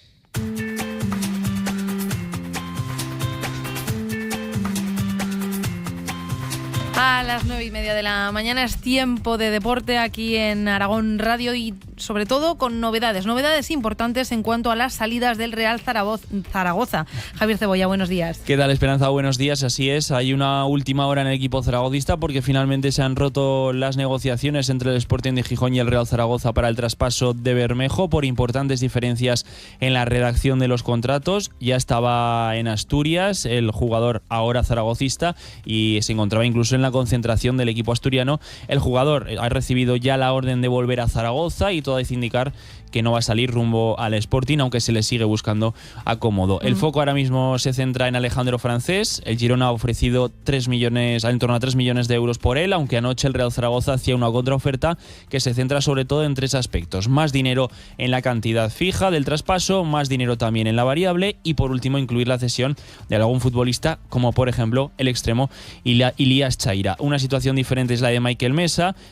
Se ha calificado en el club como insostenible, plantado en salir como sea a Tenerife, hasta el punto de que se negó incluso a jugar el pasado sábado ante el Deportivo Aragón. Y en clave de llegadas, el próximo que puede llegar es Keidi Várez, centrocampista procedente del Español, y eso sí, fuera del mercado. Hemos escuchado antes que juega mañana el Real Zaragoza frente al Calahorra. Se podrá escuchar en Aragón Radio y ver en Aragón TV y en Aragón Deporte, y además se confirmaba ayer otro amistoso frente al Nastic de Tarragona el día 7 de agosto. Venimos de hablar de un intenso debate político. Intenso también está el Real Zaragoza en el mercado de fichajes, y mientras tanto sigue también su preparación la Sociedad Deportiva Huesca. Mañana segundo partido de pretemporada. Así es, sigue a lo suyo el equipo de Antonio Hidalgo, en este caso con más novedades deportivas, trabajando de cara a esa cita frente a Osasuna, un rival de primera división, el segundo partido de esta pretemporada. Y ayer el lateral azulgrana Ignasi Vilarrasa recalcaba que en esta pretemporada están centrados en mejorar el aspecto ofensivo del equipo. Lo bueno que tenemos ahora esta pretemporada es para trabajar un poquito pues más el momento con balón, salida desde atrás, porque al final también el año pasado, una vez empezada la temporada y con la situación delicada que estábamos, pues era difícil también cambiar muchas cosas. Entonces esta pretemporada intentaremos mejorar lo que nos faltó el año pasado, pero teniendo la cabeza puesto de que a nivel defensivo no podemos bajar ni un punto, porque al final la salvación pasa por ahí. El partido de mañana ante Osasuna a las 7:30 lo podrán seguir en Aragón TV, en Aragón Deporte y por supuesto aquí también en Aragón Radio. Eso en cuanto al fútbol. En baloncesto, el Casademont Zaragoza define la pretemporada del equipo masculino. Eso es, ya se han hecho públicos los amistosos que va a disputar a lo largo de su pretemporada el equipo que dirige Fisac, que se va a enfrentar a Gran Canaria, que está Carlos Alocén, el día 30 de agosto en Zuera, el 3 de septiembre a Morabanca Andorra en Huesca, el 7 al Juventud, en todavía un lugar por definir, el día 15 de septiembre a Baskonia en el Príncipe Felipe y el 18 en Teruel contra Valencia Basket. Una pretemporada en la que Fisac busca 2 objetivos principales. Lo primero que hay que hacer es conjuntar eso, crear una familia, crear un grupo que trabajen con una sola idea. Lo segundo es crear roles. Esto lo van a marcar ellos. Esto es la parte más importante para un cuerpo técnico, es hacer que cada uno entienda por qué y para qué está en este club y en este equipo. Y a partir de ahí veremos un poquito hasta dónde nos puede llegar esa parte de confección de la plantilla y talento. Eso en el masculino, pero también ayer conocíamos el calendario de la Liga Femenina Endesa, que va a comenzar el día 5 de octubre, Casa de Mon visitando a Gran Canaria, y cerrará la Liga recibiendo a Estudiantes en el Príncipe Felipe el día 19 de abril. Entre medias, la Copa de la Reina de Zaragoza del 20 al 23 de marzo. Mucho trabajo en los equipos aragoneses. Fútbol, baloncesto, cerramos con una gran noticia que nos llega desde el circuito de Motorland Aragón. Eso es, el circuito alcañizano, que se ha asegurado la presencia del Mundial FIM Junior GP hasta 2027. Es el certamen por excelencia para jóvenes promesas organizado por la Federación Internacional de Motociclismo y que seguirá siendo una de las citas anuales en el calendario del circuito, en la que es ya una de las 3 pruebas más importantes del motociclismo mundial organizada por Dorna. Es el tercer evento con más relevancia internacional después de MotoGP y las Superbikes, y con este acuerdo Motorland se asegura acoger los 3 campeonatos top del motociclismo en su calendario, teniendo ya firmados MotoGP hasta 2026 y los Superbikes al menos hasta el 27. Javier Cebolla, como siempre, muchísimas gracias. Hasta mañana. 9:33, tiempo enseguida para seguir hoy hablando de tecnología.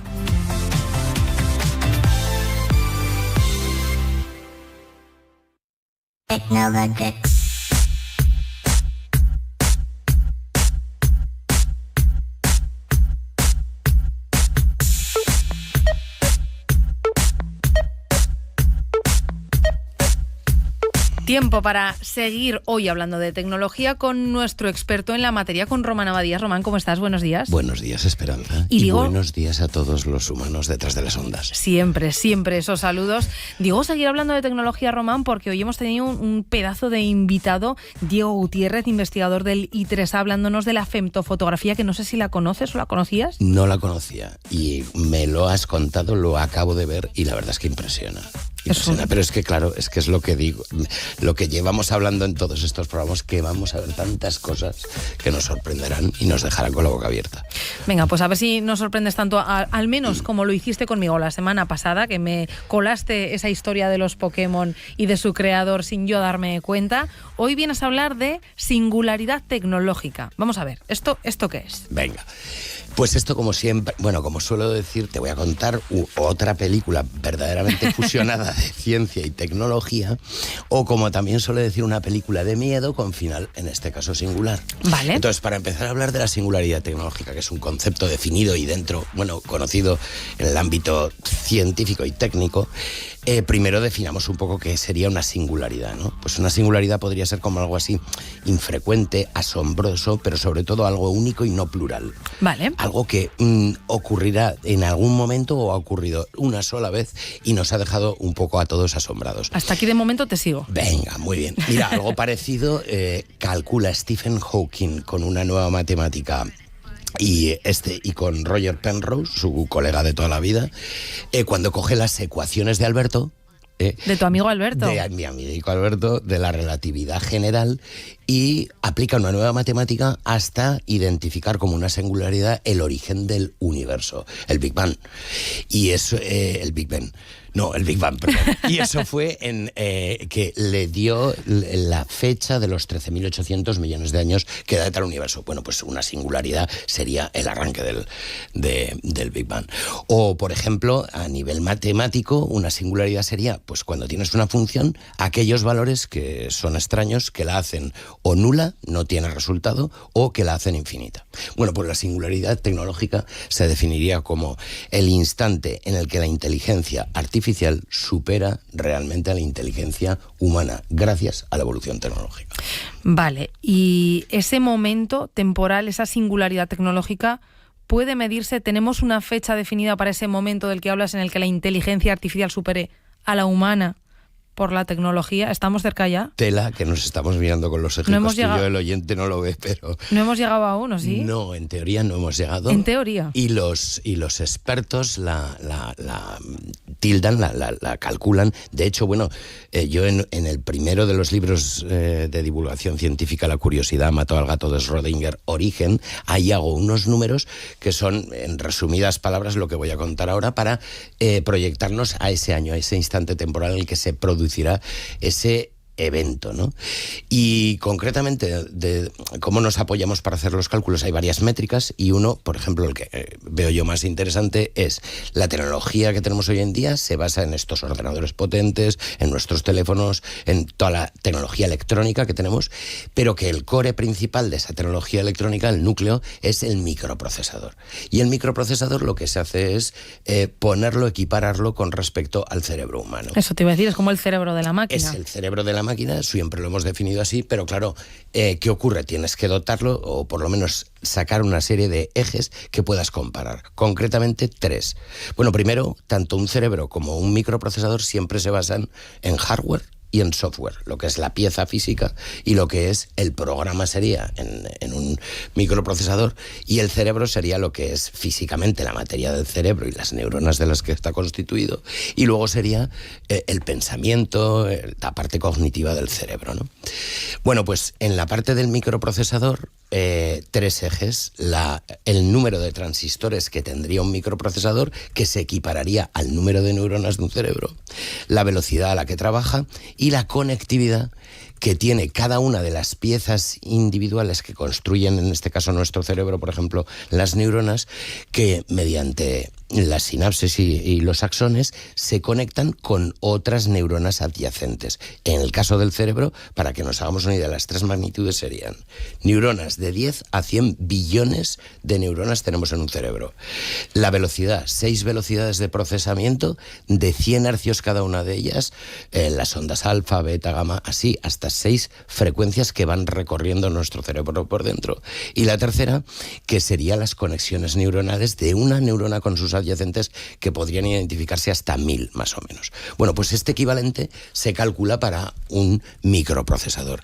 Y para que nos hagamos una idea, de los procesadores más potentes que tenemos hoy en día, que es el Intel Core i9 Ultra, uno de los de Intel más potentes, tiene 14.200 millones de transistores. Ese sería el equivalente a las neuronas. Aún nos queda hasta llegar a los 100 billones de neuronas que tendría un cerebro. Pero con lo rápido que avanza esto no estaremos muy lejos. Como ya sabemos, el crecimiento de esta tecnología es exponencial. El presidente, esto ya lo comenté en otro de los programas, el presidente de la WIPO, de la Oficina Mundial de Patentes y Marcas a nivel mundial, publicaba hace 2 meses, en mayo, publicaba que se había identificado y tasado de nuevo en su tercer párrafo de presentación del informe anual del 2024 que continuábamos con un crecimiento completamente exponencial. ¿Qué quiere decir esto? Y bueno, y te recuerdo que si cogiera un folio, este folio que tengo aquí delante de mí, y le hiciese 22 dobleces, alcanzaría de perfil la altura de la Torre Eiffel. ¿Cómo? Porque cada vez que haces el pliegue de un folio, tú estás plegando de forma exponencial. Llevo 2 pliegues, de perfil llevo 4 folios de grosor. Si hiciera el tercero, llevaría 8. Si hiciera el cuarto, llevaría 16. El quinto, 32. El sexto, así. Mira, solo podemos plegar hasta 6 veces. 7 veces ya no puedes plegar un folio, porque de grosor sería como un paquete de folios de 128. Pero si solo hiciera 22 pliegues, que los puedo hacer mientras estoy hablando aquí contigo, Esperanza, y mirándote a los ojos, 22 pliegues, la altura sería la Torre Eiffel. 330 metros. Esto es lo que representa la exponencialidad. Un cerebro humano es incapaz de comprenderla. Y así es como crece la tecnología. Entonces, si hoy estamos a 14.200 millones de transistores, en el año 2030, bueno, mira, Intel publicaba el 23 de diciembre de este año, del año pasado, diciembre del 23, o sea, hace 7 meses, publicaba que alcanzaría el billón de transistores en su chip en el año 2030. Y un cerebro va de 10 a 100 billones de transistores. Son billones españoles, no americanos. Vale. Tienen 3 ceros más los nuestros que los americanos. Bueno, entonces la singularidad, y centrando el tiro, la singularidad tecnológica se proyecta un primer disparo para el año 2035 en el que el microprocesador, un procesador, tendrá la capacidad de un cerebro humano, pero realmente la fecha tildada de la singularidad tecnológica es para el 2045, 10 años más tarde, en el que un microprocesador tendrá la capacidad de procesar... ¿De un cerebro humano? No, de todos los cerebros, los 8.000 millones de cerebros del planeta. Ese es el momento en el que se tasa, 2045. ¿Uno por todos? Un microprocesador. Un microprocesador será capaz de trabajar lo mismo que todos los cerebros. Así es. En el año 2045, y eso es la singularidad tecnológica. Ahí está fechada. Y yo ahí... ¿Y entonces qué? Entonces, ¿qué? Román, Nos relajamos y disfrutamos. Pero y a partir de ahí, ¿qué es lo que va a pasar? Bueno, pues hay muchos movimientos, hay mucha concienciación de esto, lo oímos por todos sitios. Bueno, de hecho, claro, fíjate que he estado enunciando solo la parte del hardware. La parte del software sería todo lo que nos está abrumando desde hace 2 años, la inteligencia artificial y lo que queda por ver. Es decir, el software que programamos. Claro, para que todo esto funcione tienes que tener una plataforma hardware, una base, una tecnología que es, insisto, lo que he dicho, que se igualará en el 2045, pero ahora faltan todos los programas que la gente va creando para construir esa inteligencia artificial, y eso es lo que dotará de una gran capacidad en el 2045 y que sea la fecha de la singularidad tecnológica. ¿Qué se está haciendo para esto? Concienciar a la sociedad de que tenemos que trabajar en esa línea. No, esto no va a parar, vamos a llegar a ese punto, pero tenemos que hacer que sea que comulgue con la humanidad. Tenemos que convivir con es. Esa inteligencia artificial. Ejemplos de esto, por ejemplo, en el año 2008 se crea la Universidad de la Singularidad en Silicon Valley, en Estados Unidos. La crea Ray Kurzweil, que es el director técnico de Google, no hablamos de ninguna empresa pequeña, ¿no?, de Google. Bueno, pues su director técnico funda esta universidad y hay año tras año promociones de estudiantes, de jóvenes que se traen de todo el planeta, de todo el mundo, se conciencian de cómo debe manejarse en un futuro en posiciones de poder, gobierno, en cada uno de los países, el día de mañana, esta situación. Pero, por ejemplo, eco de esto nos vino el 6 de marzo de este año.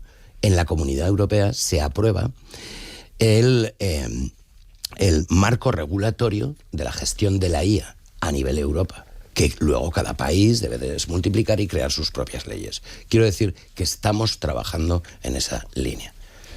Pues trabajo hay por hacer y como sociedad nos tocará a quienes no estamos en esas altas escalas también aprender a convivir con esta inteligencia, Román. Totalmente. Las siguientes 2 décadas relajémonos, disfrutémonos porque vamos a alucinar. Será alucinante. Bueno, singularidad tecnológica. Román Abadías, muchísimas gracias por habernos traído este nuevo concepto hoy en un programa muy marcado por la tecnología. Muy bien.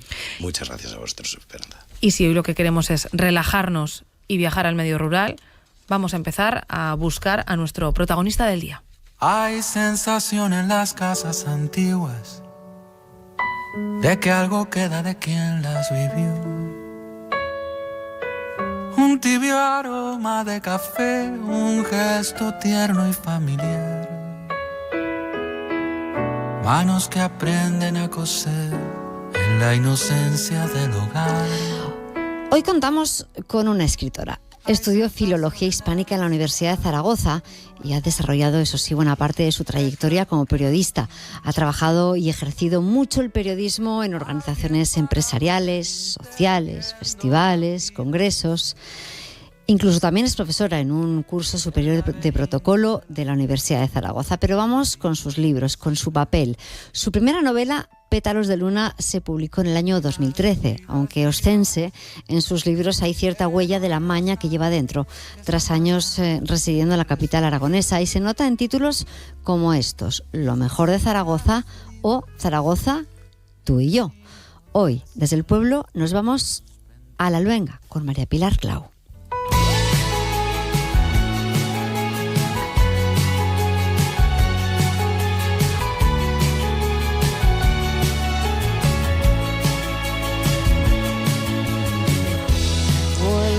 Además la cazamos allí en La Luenga. Está ahora mismo le preguntamos enseguida si de vacaciones o no. María Pilar Clau, ¿qué tal estás? Buenos días.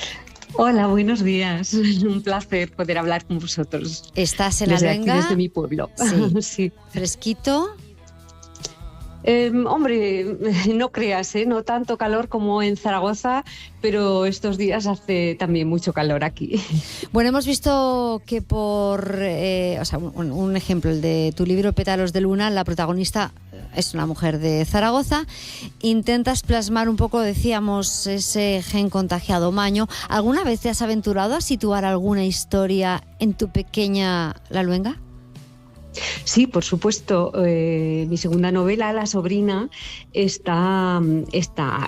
se desarrolla casi toda aquí en La Luenga, ¿sabes? Aunque le pongo otro nombre, el nombre que aparece de La Luenga es Luna Real, pero son sus calles, es su monte, porque además es una novela de agricultores, de la que el trabajo de la agricultura destaca mucho. Es su vida, es todo, es La Luenga. Y precisamente uno de los objetivos de esta novela era pues mostrar un aspecto de la vida en los pueblos que parece que no se tiene en cuenta, ¿no? Es poner en valor las cosas que te concede la vida en un pueblo, ¿no? Somos una gran familia aquí, ¿no? Y la de cosas que se pueden hacer en un pueblo. Para mí era muy importante y en La sobrina está. Y luego La Luenga está en todos mis libros, en Mujer de Otoño y también en este último, por supuesto, Y decidí amarme, está en todos mis libros. Es fundamental, forma parte de mí. Entonces, María Pilar, sí. Para los forasteros, para los foranos, ¿cómo es La Luenga? Vamos a ubicarnos en el mapa y a contar a través de, bueno, pues de las palabras, que esto tú lo dominas, ¿cómo es esta localidad? Bueno, La Luenga es un pueblo muy muy bien comunicado porque está entre Huesca y Barbastro, a solamente un cuarto de hora de Barbastro o así, y de Huesca pues 20 minutos. Entonces está muy bien comunicado. Es un pueblo en el que hay mucha vida, hay mucha gente joven. Es verdad que la mayoría estamos fuera, trabajamos fuera, pero volvemos siempre. Entonces eso es lo bueno. Esta semana, por ejemplo, ha sido la Semana Cultural y aquí nos reencontramos todos, esperamos el momento de volver a vernos, mantenemos los mismos amigos, los amigos de la infancia, todos estamos aquí, sabemos que siempre estamos aquí para echarnos una mano y eso es fundamental. Es un pueblo pues precioso que cuenta con con un montón de posibilidades. Es verdad que de trabajo no, entonces ese es el problema y por eso estamos todos fuera, ¿no? Pero no estás muy demás, lejos, pues, no estás muy lejos por suerte, no tienes que hacer mucho recorrido. No sé si eso facilita el que vayas a menudo. Cuando llegas a La Luenga, cada vez que llegas, ¿qué te transmite? Lo has dicho tú, antes, la palabra infancia. A todos os preguntamos por vuestro pueblo y todos acabáis hablando de la infancia, de la bicicleta, de las bicicletas. ¿Cuál es tu recuerdo de La Luenga que no borras nunca? Pues sobre todo es mi familia, ¿no? Los ratos, o sea, también depende de las estaciones, pero por ejemplo, cuando llega otoño, a mí el otoño me encanta y el invierno porque me recuerdan a los ratos esos en familia que estábamos con mis hermanos, mis padres, mi abuela, así junto al hogar, nosotros jugando. Esos recuerdos para mí son imborrables, pero luego con los amigos también. Ayer tuvimos una cena aquí con todos, de todo el pueblo, porque era la Madalena, que es la patrona del pueblo, y ha sido la Semana Cultural y justo pues me senté entre dos amigos de la infancia, ¿no? Y recordábamos cosas de entonces. Decía, ¿te acuerdas por las noches cuando nos íbamos de fiesta, cuando ya empezábamos a salir de fiesta a todos los pueblos y decíamos, a ver, tenemos 3 coches y estamos tanto, vamos a repartir? Había que organizarse, ¿eh? Bueno, así, entonces ya no era la infancia, era más tarde. La adolescencia, pero eso, ya. Siempre juntos, exacto, sí. María Pilar, termino con la última. Esos son los recuerdos del verano, pero y pensando en que también queremos, pues promover esas visitas en pueblos que a lo mejor no teníamos en la recámara. ¿Cuál es el momento para visitar La Luenga este verano? ¿Qué es lo que no nos tenemos que perder? Pues mira, no os tenéis que perder los pozos. La Luenga es el pueblo con más pozos por metro cuadrado que hay, ¿sabes? Antes había pozos en todas las casas y ahora pues bueno, nos quedan los pozos que eran para todo el pueblo, que tenemos por ejemplo el pozo salado, el pozo nuevo y el pozo alto. El pozo nuevo es el pozo más bonito de Aragón, lo llaman la catedral de los pozos y es realmente como una catedral, eso no hay que perdérselo. Y luego el pueblo en general, el pueblo es precioso y sus calles, sus campos, todo. Bueno, para mí es el pueblo más bonito del mundo. Cuando era pequeña yo creía que solo había vida aquí, que más allá pues no había nada, ¿eh? Había, si acaso, pues la gente que se iba a trabajar a las ciudades, pero la vida estaba aquí, sí. María Pilar Clau, muchísimas gracias por haber ejercido tan bien de embajadora de tu pueblo, de La Luenga. Nos lo apuntamos en nuestro mapa para este verano. Muchísimas gracias y feliz verano. Os espero. Muchas gracias. Feliz verano a vosotros también.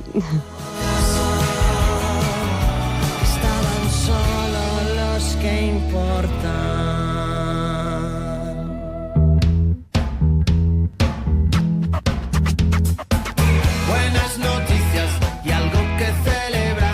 9:52, ya está por aquí por los estudios. Mira, nunca te hemos preguntado aquí por tu pueblo. Juan Luis Saldaña, buenos días. Buenos días, singular y tecnológico. Mi pueblo sería Novallas, entre Tarazona y Tudela. ¿Y pueblo de mi padre. Vale. Gran lugar. Otro día te apuntamos para esta sección y te haces doblete. Os podría contar cosas importantísimas. No tanto... El Angelito Marrano, el Angelito el Perrero, la Fuente de Cuatro Caños, la Fuente Vieja, muchas cosas importantes en Novallas. Otro día te vienes y haces doblete y nos cuentas cosas, no sé si tan importantes como las que traéis hoy en el contrainformativo. Nunca tan importante. Después de haber escuchado la maravillosa voz de Pilar Clau, que bien me trató cuando yo era un becario, vamos a escuchar las cosas importantes de la vida que trae, como siempre. Las que nos hemos dejado. Las que os dejáis, que os vais dejando ahí como el agua en un cesto, el contrainformativo.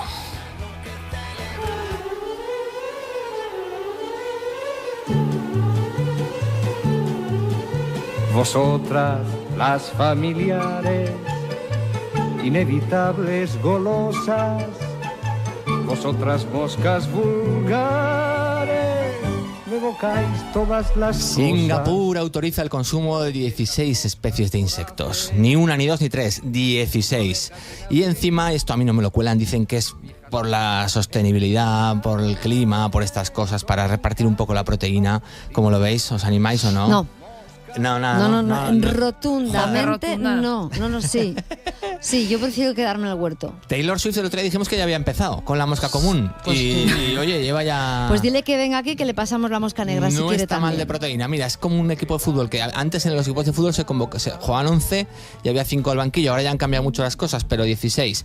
Con el 1 grillo, con el 2 saltamontes, con el 3 gusano de la harina, gusano de la seda, langosta, hormiga, abeja, avispa, escarabajo, cigarra, termita, mosca, soldado, mosca doméstica.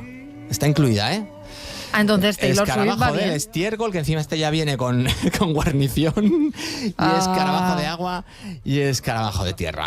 Le saldrá bien a final de mes la cesta de la compra. Eso sí. Sí, hombre, y te lo puedes cazar todo. Yo tuve una salamandra que se llamaba Iñaki y le cazaba yo. Entonces, le cazaba todo tipo de insectos. Aprendí mucho, No entiendo un nombre tan bonito para un bicho tan feo. Sí, Iñaki Chan le llamábamos en casa. Entonces, le cazaba y aprendí mucho de ella. Pero nunca me lancé a comer hasta un día que fui a México y comí chapulines. Y bueno... ¿Y la experiencia qué tal? Bien, es que son un poco a pipas.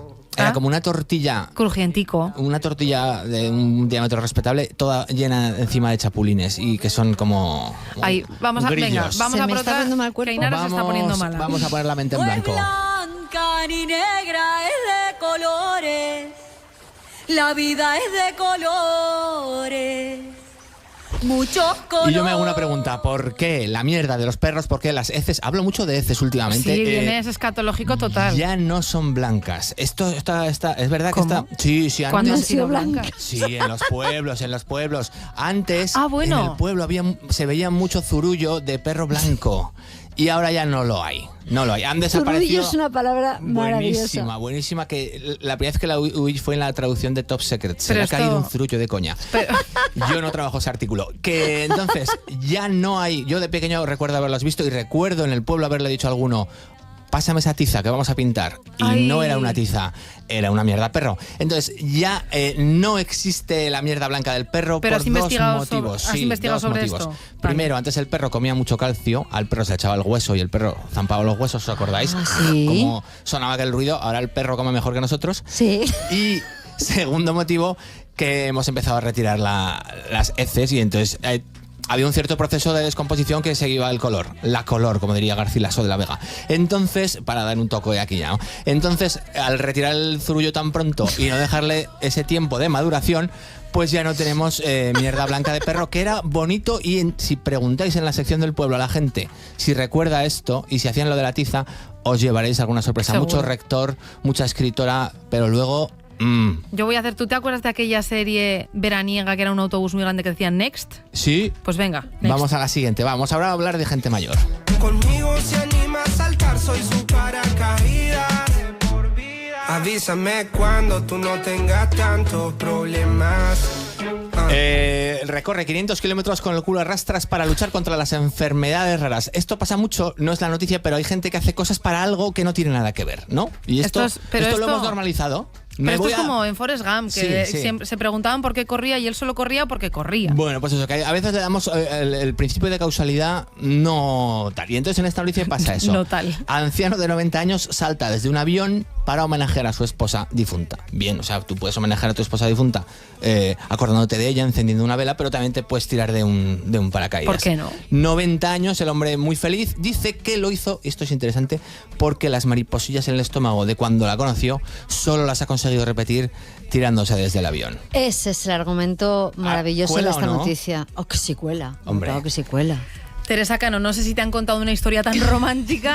Por favor, no me los esperaba últimos yo días. ese final de historia. Buenos que fuera días. por eso. Buenos días, buenos días. No sé si nos Amor. traes algo tan bonito en la Cadiel a partir de las 10. Hombre, pues una cosa muy bonita y muy buena. Los 40 años de la denominación de origen jamón de Teruel. Ay, qué rico. Muy bien, Vale. ¿Y has traído jamón para que lo celebremos No, todos? yo espero que nos lo envíen. Vale. Y como ya estáis viendo, ya aquí empieza a haber movimiento, tenemos a los técnicos ya Sí, colocando cables para aquí y para allá, porque a partir de las 11 el estudio se transforma en sala de conciertos, porque vienen los leones del Bluegrass.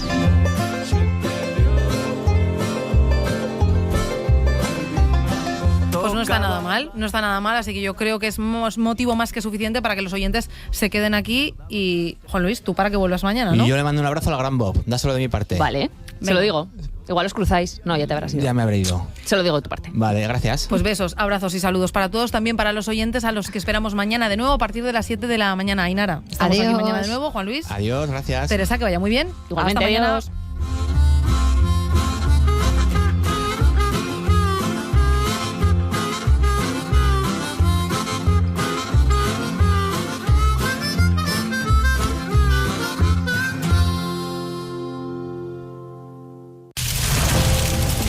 Fuego. Para evitarlo necesitamos tu ayuda.